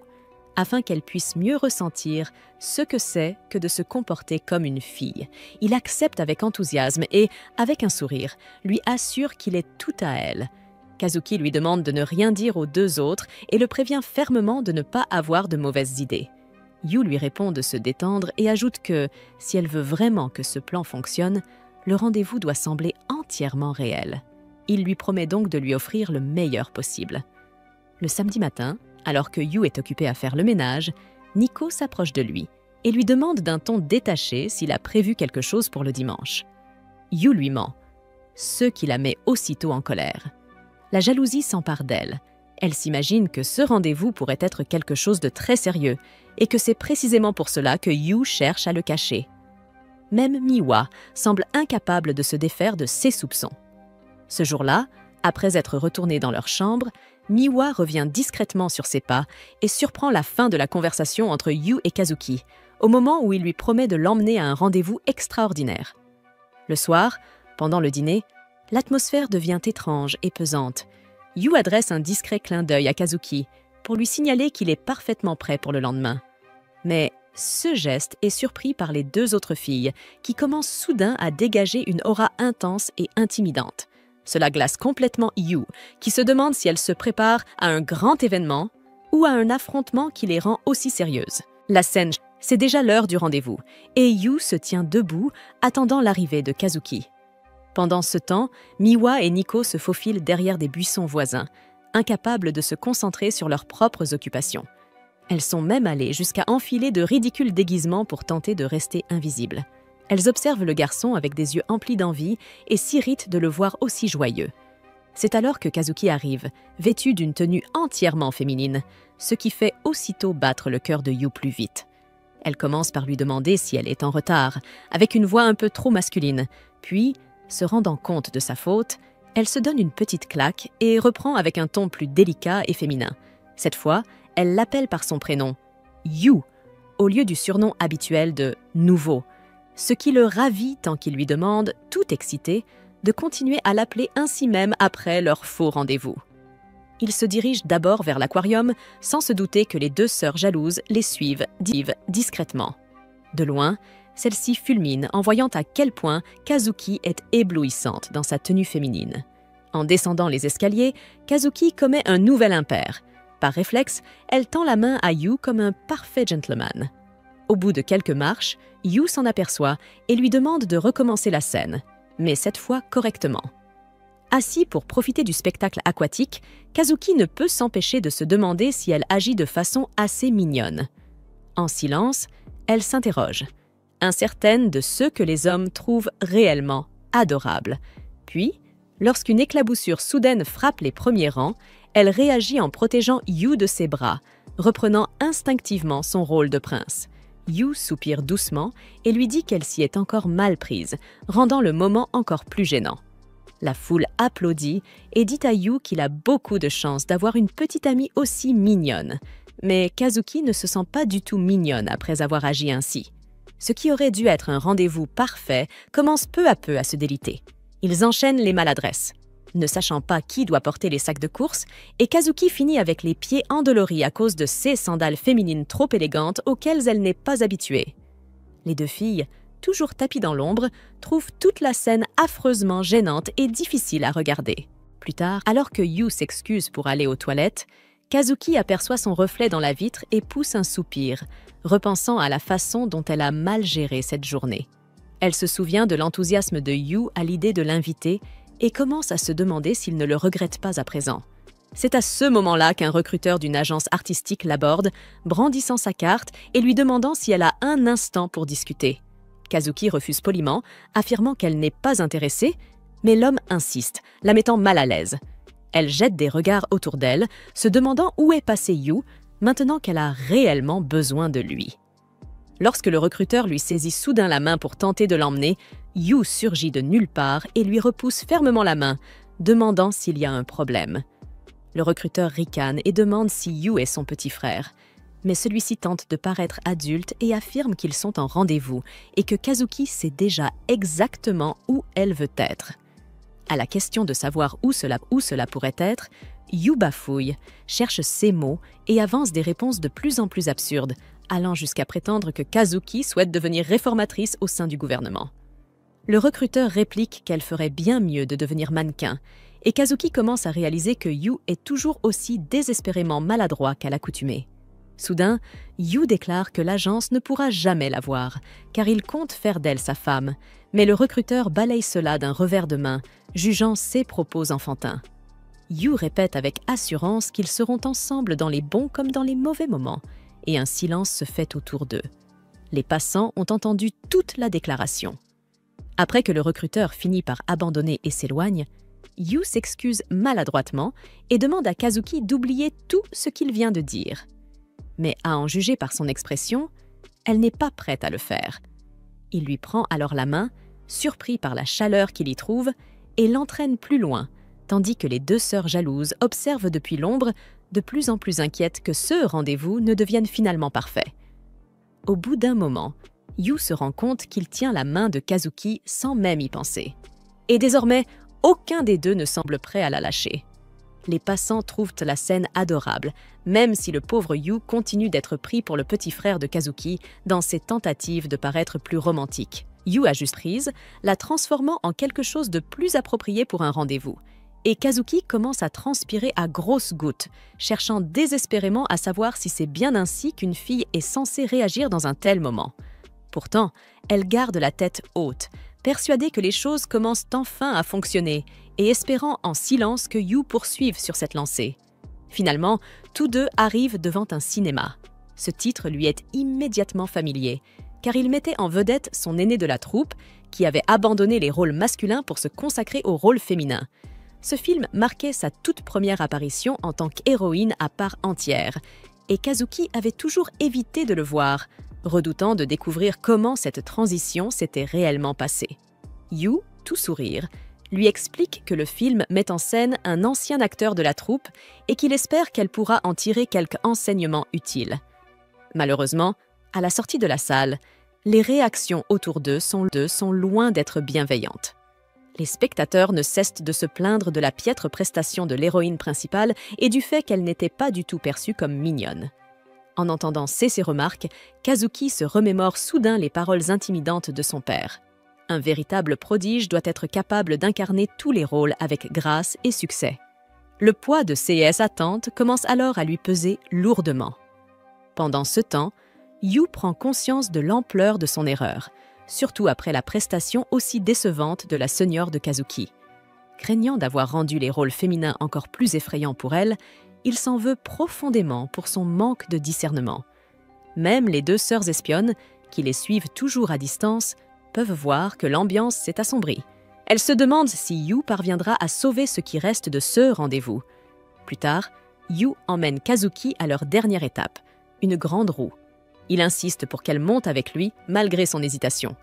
À leur surprise, les sœurs se montrent presque impressionnées par sa tentative de lui remonter le moral, estimant qu'il s'en sort mieux qu'elle ne l'aurait cru. À ce moment, ils entendent deux garçons passer à proximité, discutant avec conviction. Tout homme qui fait sa demande au sommet d'une grande roue gagne toujours le cœur de sa bien-aimée. Les trois filles rougissent aussitôt, et avant même que Kazuki n'ait le temps d'assimiler l'idée, Yu la tire doucement vers la cabine de la grande roue. Kazuki songe alors que Yu en fait peut-être un peu trop. Elle se remémore à quel point elle a toujours été différente des autres filles de son âge. Sa grande taille l'avait poussée très tôt vers le mannequinat, et elle avait été recrutée par la troupe dès l'âge de 6 ans. Au début, elle prenait plaisir à ce travail, mais peu à peu, il s'était transformé en une suite d'exploits qu'on attendait d'elle. L'échec était devenu inconcevable, et la pression s'était encore accrue lorsque son père avait exigé qu'elle endosse un rôle féminin. Elle s'imagine alors échouer et se dit que personne ne reste aux côtés d'un raté. Peu à peu, elle se convainc qu'il vaudrait peut-être mieux renoncer complètement à l'audition, plutôt que de risquer l'humiliation. Son regard glisse alors vers Yu, littéralement parcouru de vibrations à cause de sa peur du vide, d'autant plus que le plancher en verre laisse voir la mer en contrebas. Lorsqu'elle lui demande pourquoi il a choisi cette attraction, Yu crie qu'il voulait que ce soit un rendez-vous parfait. Kazuki se rappelle soudain les paroles des deux garçons à propos d'une demande au sommet. Avant qu'elle puisse rassembler ses pensées, Yu se lève maladroitement, l'appelle nerveusement son héroïne et, au point culminant du moment, se trompe en la désignant comme son héroïne de toujours, mais d'une manière complètement confuse. Kazuki lui demande alors de se rasseoir en silence et l'observe, tremblant et bredouillant, une fois de plus incapable de transformer l'instant parfait en réussite. Un doux sourire étire ses lèvres. Décidément, même dans les plus belles occasions, il trouve encore le moyen d'échouer. Le garçon a alors doucement l'idée de trouver une certaine valeur dans l'échec. Assis à côté d'elle, il se met à faire défiler les moments les plus embarrassants de leur rendez-vous, et Kazuki lui demande s'il essaie volontairement de s'humilier. Mais à mesure qu'il lui montre chaque photo, elle observe en silence, prenant conscience que toutes ces scènes maladroites reflétaient bel et bien ses émotions. Yu lui dit qu'elle pourrait être excellente pour exprimer ses sentiments, ceux qui la fait rougir, même si elle balaie aussitôt cette remarque, y voyant un simple prétexte pour masquer son incompétence. Elle sourit et lui souhaite bonne chance pour la prochaine audition. Et même si Kazuki répond par un petit sourire en coin, lorsqu'ils descendent de la grande roue, presque rayonnant, les deux espionnes commencent à se demander ce qui a bien pu se passer là-haut. Sur le chemin du retour, Kazuki remercie Yu pour ce rendez-vous. Elle lui avoue que, jusqu'à présent, elle avait toujours joué en se conformant aux attentes des autres, mais que, pour la première fois, elle se sent libre de jouer de manière authentique. Sachant qu'il existe peut-être des personnes capables d'aimer aussi ses défauts, Yu lui prend la main et lui demande de se souvenir de cette journée. Mais Kazuki retire aussitôt sa main, affirmant qu'elle ne compte pas sur lui pour réussir son audition. Quelques pas plus loin, elle se retourne soudainement. Alors que les deux sœurs espionnes s'affolent à l'idée d'un possible baiser, Kazuki se penche vers Yu et lui murmure doucement que le baiser qu'ils avaient échangé plus tôt était en réalité son premier, et qu'elle ne peut pas faire comme s'il n'avait jamais eu lieu. Yu commence immédiatement à s'excuser, tandis que, derrière les buissons, les deux sœurs deviennent hystériques, brûlant de savoir ce qu'elle vient de lui dire. Kazuki retire alors calmement sa perruque et déclare officiellement le rendez-vous terminé, expliquant qu'elle doit retourner au théâtre pour la répétition. Plus tard, lorsque Yu rentre chez lui pour préparer le dîner, les deux sœurs qui l'avaient suivi toute la journée l'accueillent d'une manière qui le fait rougir visiblement. Elles échangent un regard complice. Même si Yu a passé la journée à soutenir Kazuki, il reste celui qui doit aussi les soutenir. Et elles sont bien décidées à ne pas le laisser l'oublier. En se rendant à l'école, Nico et Yu sont tous deux plongés dans leurs notes, révisant pour un contrôle à venir. On a du mal à comprendre comment Kazuki et Miwa restent aussi calmes les jours d'examen, mais en réalité, elles ne sont tout simplement pas du genre à bachoter à la dernière minute. Nico, en revanche, est différente. Avec assez mauvaises notes, elle s'applique à étudier plus dur que jamais, déterminée à s'améliorer. Yu lui demande alors de comparer leurs notes. Même s'ils ne sont pas dans la même classe, certaines leçons se recoupent. Alors que Yu tente de partager ses propres notes avec Nico, un homme passe brusquement en courant et le bouscule. En se retournant, on comprend vite qu'il s'agit d'un voleur, confirmé par une fille qui crie derrière eux que son sac a été volé. Aussitôt, Yu se lance à la poursuite du voleur. Mais son allure est si lente que même le malfaiteur jette un coup d'œil incrédule par-dessus son épaule. Distrait par cela, l'homme ne voit pas Nico, qui se tient droit dans sa trajectoire. Le voleur reprend rapidement ses esprits et se vante de ses compétences en arts martiaux, prêt à contre-attaquer. Il est clairement habile et coriace, mais Nico refuse de reculer. À distance, Kazuki et Miwa restent calmes, convaincus que leur sœur sait se défendre. Elles ont raison. Nico met l'homme KO d'un coup net. Elle ramasse le sac volé et le tend à la victime, tout en jetant un regard dédaigneux au voleur vaincu. Sans qu'il s'en rende compte, une petite foule s'est déjà rassemblée. Alors que la foule entoure la victime encore secouée, Nico se tient discrètement à l'écart, cachant une coupure à la main. Yu le remarque aussitôt et s'empresse de lui bander la blessure. Nico affirme qu'elle va bien, mais ses gestes attentionnés la troublent plus qu'elle ne veut l'admettre. Pendant que tout le monde est distrait, le voleur profite de l'occasion pour tenter de s'éclipser. Malheureusement pour lui, il tombe nez à nez avec un groupe d'hommes. Le premier réagit instantanément, décochant un coup de pied précis qui l'envoie au tapis sur le champ. La foule commence à murmurer. Cet homme n'est autre que Tatsumi, le prodige renommé des arts martiaux de l'Iwai Yamahai. Les sœurs le reconnaissent aussi. Il venait souvent chez elles quand elles étaient petites. Mais Nico, elle, reste figée. Tatsumi est son idole depuis toujours. Ce qui surprend encore plus tout le monde, c'est que Tatsumi s'adresse directement au dojo de l'école de Seka. Une nouvelle surprenante secoue les équipes. L'équipe d'Iwayama High va s'entraîner avec celle de Seka pendant une semaine entière. À la surprise générale, Yu, qui n'a techniquement aucune raison d'être là, est également présent. Il s'avère que la rencontre précédente de Nico avec Tatsumi le travaille encore, et il a décidé de les accompagner.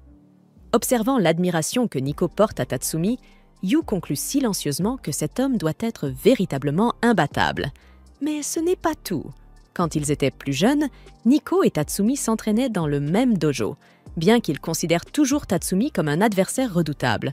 Pour couronner le tout, des martialistes féminines affluent autour de lui, louant sa beauté bien au-delà de celle de quiconque à Seka. Soudain, Nico l'interpelle par derrière et le défie à un combat amical. Tatsumi hésite, peu enclin à affronter une fille, mais Nico insiste avec ténacité. Bientôt, les deux se retrouvent face à face, chaque équipe encourageant son capitaine. D'un coup de pied rapide, Tatsumi fait chuter Nico hors du match, stupéfiant ses coéquipiers qui ne l'avaient jamais vu perdre. Nico n'en croit pas ses yeux et insiste pour recommencer, mais Yu intervient, refusant qu'elle se blesse. Il réprimande même Tatsumi pour ne pas avoir été indulgent, alors qu'en réalité, Tatsumi se retenait déjà face à elle. Seul sur le banc, Nico se confie à Yu sur Tatsumi, expliquant qu'il a toujours été son héros. Le tout premier jour au dojo, elle avait battu tous les garçons plus âgés. Évidemment, ils étaient furieux et avaient tenté de se liguer contre elle. Mais avant qu'elle ne se blesse, Tatsumi était intervenu pour la protéger. Lorsqu'Yu avait dû déménager en entrant au collège, il s'était retrouvé aux championnats nationaux. Depuis, Tatsumi est devenu sa source de force. Yu reste bouche bée. Il a toujours vu Nico comme la plus forte, sans jamais imaginer qu'elle aussi pouvait admirer quelqu'un. Leur conversation est interrompue lorsque Tatsumi s'approche. Après avoir constaté son potentiel de ses propres yeux, il annonce qu'il veut l'emmener avec lui. La foule, Yu compris, reste sous le choc.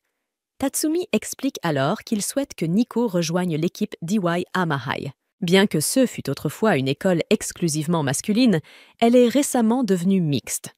Tatsumi en a même déjà discuté avec M. Mikadono, convaincu que c'est le meilleur moyen pour Nico d'atteindre tout son potentiel. Il souligne également la faiblesse des adversaires de Nico à Psychoïde, ce qui provoque immédiatement des réactions négatives chez S et coéquipiers. Mais ces paroles font encore plus mal lorsqu'il ajoute que, même si Nico les a toujours aidés à s'entraîner, personne ne l'a vraiment aidé à s'améliorer. La prise de conscience laisse ses coéquipiers stupéfaits, comme s'ils n'avaient fait que la retenir. Nico tente de les défendre, mais à sa surprise, il donne raison à Tatsumi. Saisissant l'occasion, Tatsumi l'encourage à le rejoindre à l'Iwayama High afin qu'ils puissent devenir les meilleurs dans les arts martiaux ensemble. Plus tard, alors que tout le monde rentre chez soi, Yu rattrape Nico et insiste pour marcher à ses côtés. Il la félicite pour avoir reçu une telle offre de recrutement, mais Nico évite d'en parler. Yu sent que quelque chose cloche, incapable de lire ses véritables sentiments. Elle finit par avouer que c'est un grand honneur. L'Iwayama High est un internat qui engage des professionnels pour gérer l'alimentation et les conditions de vie de ses élèves. C'est l'environnement idéal pour des prodiges comme elle. À cette révélation, Yu est impressionné. Mais il ne peut s'empêcher de penser que c'est malgré tout un internat. De la même manière, le jeune moi de Nico aurait sauté de joie à une telle nouvelle, mais maintenant elle se sent incertaine. Les pensées de ses sœurs et de Yu pèsent lourdement sur elle. Arrivée devant le portail de leur maison, Nico dit quelque chose d'inattendu. Elle veut rester avec lui. Étonnamment, une voix proche approuve. Ce sont ses coéquipiers en arts martiaux. Ils avouent ressentir la même chose concernant son départ. Ils souhaitent qu'elle reste, bien qu'ils ne la retiendraient pas si rejoindre Tatsumi pouvait réellement l'aider à s'améliorer. C'est tout ce qu'ils sont venus dire avant de partir rapidement. Nico reste confuse face à cette embuscade soudaine, mais Yu souligne que c'est la preuve de l'affection de ses coéquipiers. Ils veulent tous qu'elle reste. Voilà à quel point ils sont dévoués. Sur ses Yu rentre à l'intérieur, impatient de préparer le dîner, tandis que Nico reste dehors, encore en train de digérer tout ce qui vient de... Pendant le dîner, Kazuki permet à Nico d'utiliser son shampooing et son après-shampooing, de manière inattendue. Nico est stupéfaite, se souvenant de la fois où Kazuki s'était emporté contre elle pour l'avoir utilisé par erreur. Pendant ce temps, Miwa offre discrètement son sashimi, chose qu'elle ne fait jamais, même en se forçant. En faisant la vaisselle, Nico avoue que ce dîner a, d'une certaine manière, apaisé ses inquiétudes. Ses deux sœurs ont été presque trop gentilles avec elle. Yu partage alors que tout le monde à l'école sait déjà pour son recrutement, donc peut-être que ce ne sont pas seulement ses coéquipiers qui veulent qu'elle reste après tout. Plus tard, en prenant son bain, Nico réfléchit aux paroles de Yu. Elle n'arrive pas à croire que même Kazuki et Miwa pourraient être contre son départ. Pourtant, au milieu de ses pensées, l'image de Yu surgit soudainement dans sa tête, la laissant confuse. En sortant, elle remarque que Yu travaille toujours dans la cuisine. Un instant, elle se demande ce qu'il pense réellement de toute cette situation.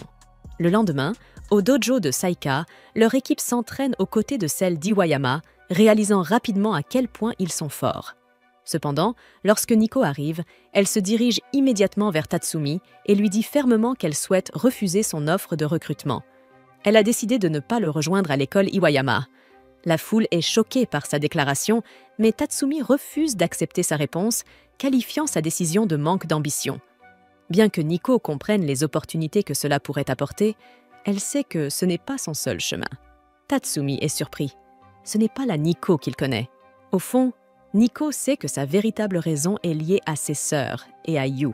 Pourtant, Tatsumi l'interrompt, insistant pour qu'elle parte, allant jusqu'à suggérer qu'elle ne sera rien de plus qu'une fille ordinaire si elle ne se pousse pas davantage.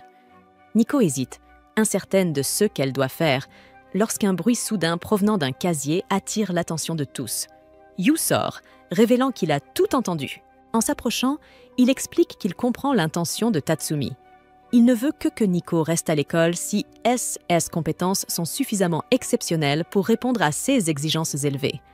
Tatsumi confirme que c'est exact, mais souligne également que Saika manque tout simplement de l'entraînement rigoureux dont Nico a réellement besoin.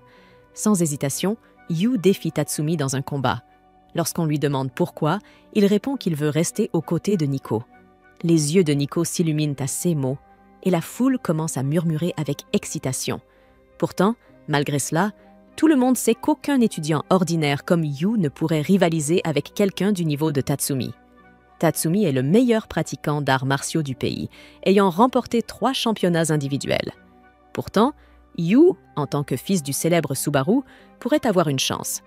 Tatsumi, s'attendant à ce que Yu soit un autre prodige, est surpris par sa persévérance. Il affirme avec confiance que Nico viendra avec lui quoi qu'il arrive, tandis que Nico tente d'intervenir, pleinement consciente de l'immense talent de Tatsumi. Pourtant, Yu reste déterminée, insistant sur le fait qu'il se battra pour elle. La foule l'encourage avec ferveur, scandant son nom et l'acclamant. Ne voyant pas d'autre solution, Nico consent à contre-cœur à ce que les deux s'affrontent pour elle. Tatsumi accepte également le défi, et le combat est fixé au dernier jour de l'entraînement conjoint. Une condition claire est établie. Si Yu perd, Nico devra rejoindre Tatsumi. De retour à la maison, Nico gronde Yu pour avoir accepté un accord avec Tatsumi, consciente de la gravité des conséquences. Réalisant que son avenir repose sur la réussite de Yu, elle commence à l'entraîner avec sérieux. Elle débute par les bases, lui enseignant le bon placement des pieds, bien que les tentatives de Yu ressemblent plus à de maladroits sauts. Il progresse lentement, analysant les forces de Tatsumi et stratégiquement comment Yu pourrait se rapprocher suffisamment pour avoir une chance. Pendant l'entraînement, Yu exécute une technique avec Nico. La proximité soudaine la surprend et elle réagit instinctivement, lui donnant un coup de poing au visage. En récupérant un pack de glace pour la blessure de Yu, Nico le gronde à nouveau pour son entêtement, frustré par sa persistance. Yu reconnaît que ses chances de battre Tatsumi sont minces, admettant que ce dernier est un véritable prodige, mais insiste pour donner le meilleur de lui-même. Il explique que ses efforts ne sont pas seulement pour lui. Il veut rester proche de Nico. Nico devient confuse face à ces paroles, mais comprend qu'il fait surtout référence à rester proche d'elle et de ses sœurs. Bien que Yu se considère comme un parasite, il a développé de l'affection pour les trois sœurs. Il encourage maintenant Nico à exprimer ses propres pensées. S'avançant doucement vers elle, il la pousse à se confier, expliquant que puisqu'il se bat pour elle, elle devrait être honnête sur les raisons pour lesquelles elle a refusé l'offre de Tatsumi. Nico hésite un moment, craignant que ses raisons paraissent stupides. Elle finit par avouer qu'elle va manquer à ses coéquipiers, mais surtout qu'elle ne veut pas quitter la maison, ayant appris à chérir la présence de Yu. Sa franchise surprend Yu, et elle ajoute que voir chaque jour la nature compétitive de Kazuki et Miwa la motive également. Alors que Nico révèle enfin sa décision, la porte s'ouvre soudainement, laissant apparaître Kazuki et Miwa, qui avaient discrètement écouté la conversation. Elles font semblant de ne rien avoir entendu, mais leurs expressions trahissent leur curiosité. Saisissant l'importance du combat que Yu s'apprête à livrer, Kazuki propose de lui prêter main forte si nécessaire, tandis que Miwa l'encourage avec enthousiasme. Yu ressent un élan de bonheur. Ce soir-là, Kazuki et Miwa apparaissent vêtus de tabliers roses. Nico, surprise de les voir ainsi habillés, les interroge, mais elles expliquent que c'est leur façon de soutenir Yu, en portant le même tablier que lui. Yu leur sourit, se rappelant combien elles étaient toutes nulles en tâches ménagères lorsqu'il était arrivé pour la première fois. Les deux prennent en main le dîner, prévenant tout le monde que cela risque de prendre du temps, car leur cuisine n'a pas vraiment l'air appétissante. Quand on leur demande pourquoi elles sont si déterminées, elles avouent qu'elles ne veulent plus dépendre de plats instantanés. Mais, au fond, elles souhaitent seulement que Yu fasse l'éloge de leur cuisine. Très vite, la cuisine se transforme en véritable champ de bataille. Épuisés, Kazuki et Miwa s'écroulent à table. Yu intervient alors et propose de leur enseigner correctement. Elle refuse d'abord, mais il insiste. Leurs efforts ne doivent pas être vains. Même Nico admet que c'est sans doute sa seule chance de goûter à leur cuisine, ce qui finit par convaincre les deux apprentis. Elle se relève donc, un peu morose, et commence par faire bouillir du brocoli dans une casserole. Yu conseille à Kazuki de mémoriser la recette pour éviter toute erreur. Après tout, elle devrait être experte en mémorisation puisqu'elle travaille toujours avec des scripts. Pendant ce temps, il apprend à Miwa à éplucher correctement une pomme de terre. Elle suit ses instructions avec tant de sérieux qu'elle l'appelle « monsieur » sans même s'en rendre compte, avant de rougir de gêne. En les voyant travailler si durement, Yu réalise que même les prodiges rencontrent des difficultés lorsqu'il s'agit de domaines où ils ne sont pas doués. Cela lui rappelle à lui aussi qu'il ne doit pas abandonner. Après un certain temps, tous les trois terminent enfin la préparation. Cette fois, ils ont réussi à cuisiner le plat préféré de Nico. Devant la table dressée, elle n'en revient pas qu'il soit allé aussi loin pour elle, surtout après l'échec cuisant de leur première tentative. Kazuki l'encourage à manger tant que c'est chaud. Nico s'assoit, prend une bouchée et, aussitôt, fait l'éloge du goût. Yu est ravi d'entendre cela, mais au moment où il saisit sa cuillère pour enfin savourer lui aussi, sa main se met à trembler de façon incontrôlable. Quoi qu'il fasse, il ne parvient pas à la tenir correctement. Sea's Mane semble avoir complètement cédé après l'entraînement éreintant qu'il a enduré. En le voyant ainsi, Miwa rapproche silencieusement sa propre assiette et, sans hésitation, lui tend une cuillerée. Son geste surprend les deux autres, et lorsqu'elle reçoit son compliment, elle sourit doucement, le visage rougi. Refusant de se laisser dépasser, Kazuki fait de même et lui offre à son tour une bouchée. Tous réagissent, stupéfaits par la scène. Miwa et Kazuki comprennent alors qu'elles ont toujours été celles qui recevaient, jamais celles qui donnaient. Mais à présent, elles découvrent combien il est gratifiant d'offrir à leur tour. 3 jours avant le match, Kazuki et Miwa sont encore entièrement dévouées aux soins de Yu. Elle prépare des serviettes et lui apporte des rondelles de citron. Pendant ce temps, Nico ne peut qu'observer la scène avec un dégoût grandissant. Même lorsque Nico insiste sur le fait qu'il est déjà tard et qu'il devrait arrêter son entraînement, Yu refuse catégoriquement de s'arrêter. 2 jours avant le match, au lycée Saika, Tatsumi est déjà en effervescence, impatient d'affronter de nouveau Nico. Il repense à ses paroles passées lorsqu'elle avait refusé de s'inscrire dans son école, et la frustration le ronge. Par hasard, il croise Nico dans le couloir. Il l'accoste brutalement et ricane, affirmant qu'elle a perdu de sa force, non seulement dans les arts martiaux, mais aussi dans son esprit. Dépendre de la force des autres pour prendre des décisions est pathétique, dit-il avec un froid mépris. Puis, En se retournant pour partir, il lance son serment. Il vaincra Yu et ensuite il emmènera Nico dans son école pour la remettre en forme à sa manière. La veille du match, dans leur dojo familial, Yu s'entraîne encore sans relâche. Nico voit clairement les progrès qu'il a accomplis, mais malgré cela, elle ne parvient pas à chasser de son esprit les paroles de Tatsumi. Son sang bouillonne dans sa poitrine et, soudain, elle s'excuse auprès de Yu. Si ce n'était pas à cause d'elle, il n'aurait pas eu à endurer un entraînement aussi éprouvant. Pour Nico, c'est comme si elle était celle qui avait perdu sa voix. Elle se souvient qu'elle devait toujours être la forte. Les paroles de son père et les remarques de Tatsumi résonnent dans sa mémoire, lui rappelant que sa force est son seul véritable talent. Tout le monde attend d'elle qu'elle incarne cette force, sa famille, ses camarades et même elle-même. Pourtant, au fond d'elle, elle sait qu'elle est bien plus que cela. Derrière son apparence dure, Nico reste une jeune fille qui a peur, qui est attirée par des choses mignonnes et ordinaires. Et pourtant, ces mêmes paroles l'ont toujours contrainte à refouler ce côté-là, à nier sa féminité, la laissant déchirée et incertaine. Avec un profond soupir, elle admet qu'elle n'est pas féminine du tout et, une fois de plus, s'excuse auprès de Yu de lui causer autant de problèmes. Mais Yu balaie ses excuses d'un ton léger. Il affirme qu'il sait qu'elle agit souvent contre sa véritable nature, plus qu'elle ne s'en rend compte. Ces mots ne font qu'irriter Nico davantage, qui insiste que ce n'est pas vrai. Calmement, Yu lui rappelle que lorsqu'il l'a rencontrée pour la première fois, il avait sincèrement pensé qu'elle ressemblait à un monstre sorti tout droit à la vie. Mais plus il a appris à la connaître, plus il a découvert une autre facette.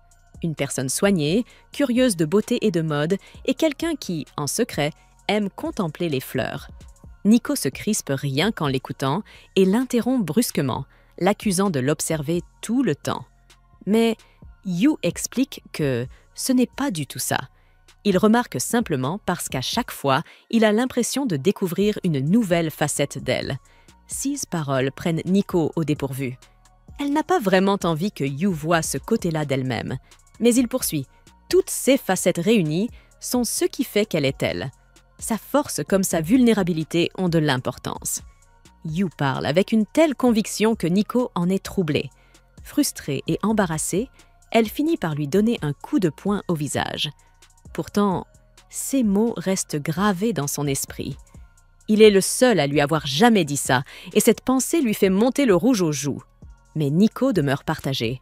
Elle veut faire ses propres choix, mais en même temps, elle dépend de l'aide de Yu, ce qui la laisse indécise.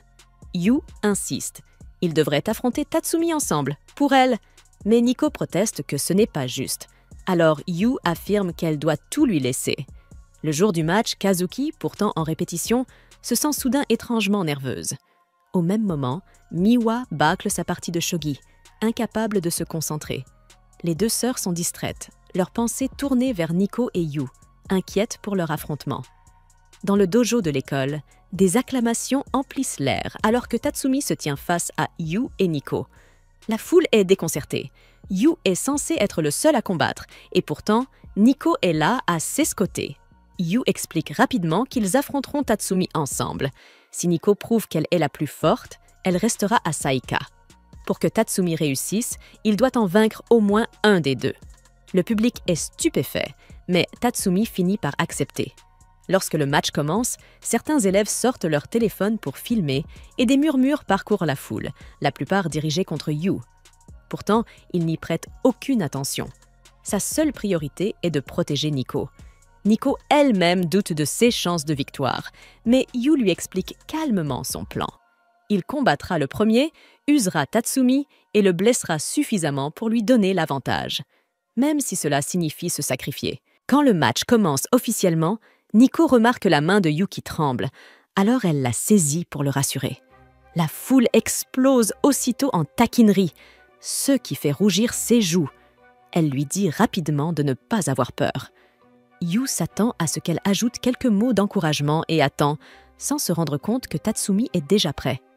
Mais au lieu de cela, Nico le pousse d'un coup vers l'avant, le forçant à entrer dans l'arène. Désormais face à face avec Tatsumi, celui-ci jure qu'il le fera tomber. Yu, cependant, est déterminé à montrer les résultats de son entraînement de toute une semaine passée avec Nico. Pourtant, au moment même où l'arbitre donne le signal de départ, Le combat s'achève presque aussitôt qu'il a commencé. La foule n'est pas surprise. Après tout, il n'a eu qu'une semaine d'entraînement. En voyant cela, Nico ne peut que remercier Yu sur le ton de la plaisanterie de l'avoir entraîné jusque-là. Même s'il a perdu, elle sait qu'il a donné tout ce qu'il avait durant cette courte préparation. À présent, c'est à Nico d'affronter Tatsumi. Mais à peine une semaine plus tôt, il l'avait écrasé sans difficulté. Sa confiance vacille. Pourtant, ce moment est crucial. Si elle perd, cela pourrait signifier la fin de son temps auprès de ses sœurs et de Yu. Avant que le match ne commence, Yu lui souhaite bonne chance. Ce mot rallume une étincelle d'espoir. Animé d'une détermination nouvelle, Nico s'avance et le combat s'ouvre officiellement. Elle lance la première attaque, ce que la foule salue aussitôt, mais Tatsumi esquive d'un souffle. Consciente de ses forces et de ses faiblesses, Nico déploie toute son énergie pour frapper. Mais peu importe le nombre de coups portés, Tatsumi les bloque tous avec une aisance déconcertante. La vitesse de Nico est indéniable, impressionnante pour sa petite taille. 6 camarades l'appellent l'éclair de Saika. Mais bientôt, elle remarque quelque chose. Tatsumi n'a toujours pas attaqué une seule fois. Il se contente d'esquiver chacun de ses gestes. C'est comme s'il savait déjà à l'avance ce qu'elle allait tenter. Puis, alors qu'elle se laisse distraire par cette réflexion, Tatsumi lui assène un coup de poing au corps, remportant le premier point. Il connaît Nico depuis qu'elle est toute petite, il l'a observée combattre et sait exactement comment elle bouge. Sa vitesse a toujours été redoutable, mais ses arts martiaux restent très scolaires, ce qui rend ses actions prévisibles. Malgré tout, Nico contre-attaque, mais avant que son coup n'atteigne sa cible, Tatsumi riposte d'un coup de pied fulgurant qui l'arrête net avant même qu'elle ne l'effleure. Tatsumi l'humilie avec ses paroles, la poussant à attaquer à nouveau, mais comme toujours, il esquive et place un nouveau coup de poing au corps. Tatsumi a maintenant 2 points. Encore un seul, et il sera déclaré vainqueur. Dans la foule, les murmures se répandent, beaucoup chuchotant qu'il est tout simplement impossible de vaincre Tatsumi. Nico réfléchit et se rend compte que son art martial n'est rien comparé à celui de Tatsumi. Ne voulant plus se battre, il l'exhorte à abandonner et à le suivre. Même Nico se demande si ce n'est pas le bon choix. Elle ne veut pas être une perdante, alors peut-être que le suivre est réellement la meilleure option. Mais soudain, une voix s'élève de la foule. Yu l'encourage. Très vite, certains de ses coéquipiers se joignent à lui, agitant même des banderoles pour lui montrer leur soutien. Bien que Nico soit horrifiée et embarrassée, incertaine que cela puisse vraiment l'aider à gagner, au fond d'elle, cela la réchauffe. Depuis leur entraînement, il y a toujours eu cette bizarrerie qui, à présent, la fait sourire. Prenant conscience de cela, Nico se ressaisit. Rire en plein combat, ce n'est pas dans sa nature. Mais en se souvenant des mots de Yu, qui lui disait qu'elle possédait plusieurs facettes, elle décide de toutes les laisser s'exprimer. Lorsqu'elle se redresse pour tenter à nouveau, Tatsumi remarque aussitôt que quelque chose a changé. Quand Nico attaque, il croit qu'elle agira comme à son habitude, mais cette fois, il ne parvient plus à lire ses mouvements. Elle frappe dans la direction opposée, le surprenant avec un coup de pied remontant qu'il n'avait pas prévu. Le coup suivant est tout aussi imprévisible, le prenant de court. Avant même qu'il ne puisse se rétablir, Nico bondit des 2 pieds et le repousse en arrière. Ce n'est pas du tout son style habituel. Elle a toujours été conventionnelle, respectant à la lettre les techniques scolaires des arts martiaux. Mais plus maintenant. Et ce qui est encore plus frappant, c'est qu'elle sourit en plein combat. À ce moment précis, Kazuki et Miwa arrivent pour assister au match. Tatsumi réalise que Nico a véritablement changé, mais même ce nouveau visage fait partie de son vrai moi.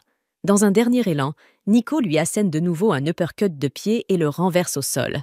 L'arbitre la déclare alors vainqueur avec le score maximal. La foule explose, incapable d'y croire. À un seul point de la défaite, Nico a pourtant réussi à renverser la situation. Pendant ce temps, les coéquipiers de Tatsumi restent figés. Leur capitaine vient d'être vaincu. Entouré des acclamations de Yu et de son équipe, Nico sent les larmes lui monter aux yeux. Elle tente de les retenir, mais quand Yu accourt pour essuyer doucement ses larmes, elle n'y parvient plus et se met à pleurer. 6 camarades la regardent, choqués de voir leur capitaine habituellement si maîtresse d'elle-même s'effondrer. Nico essaie de cacher son émotion, mais celle-ci est trop forte. Alors, Elle se rapproche de Yu et s'autorise à pleurer librement, ne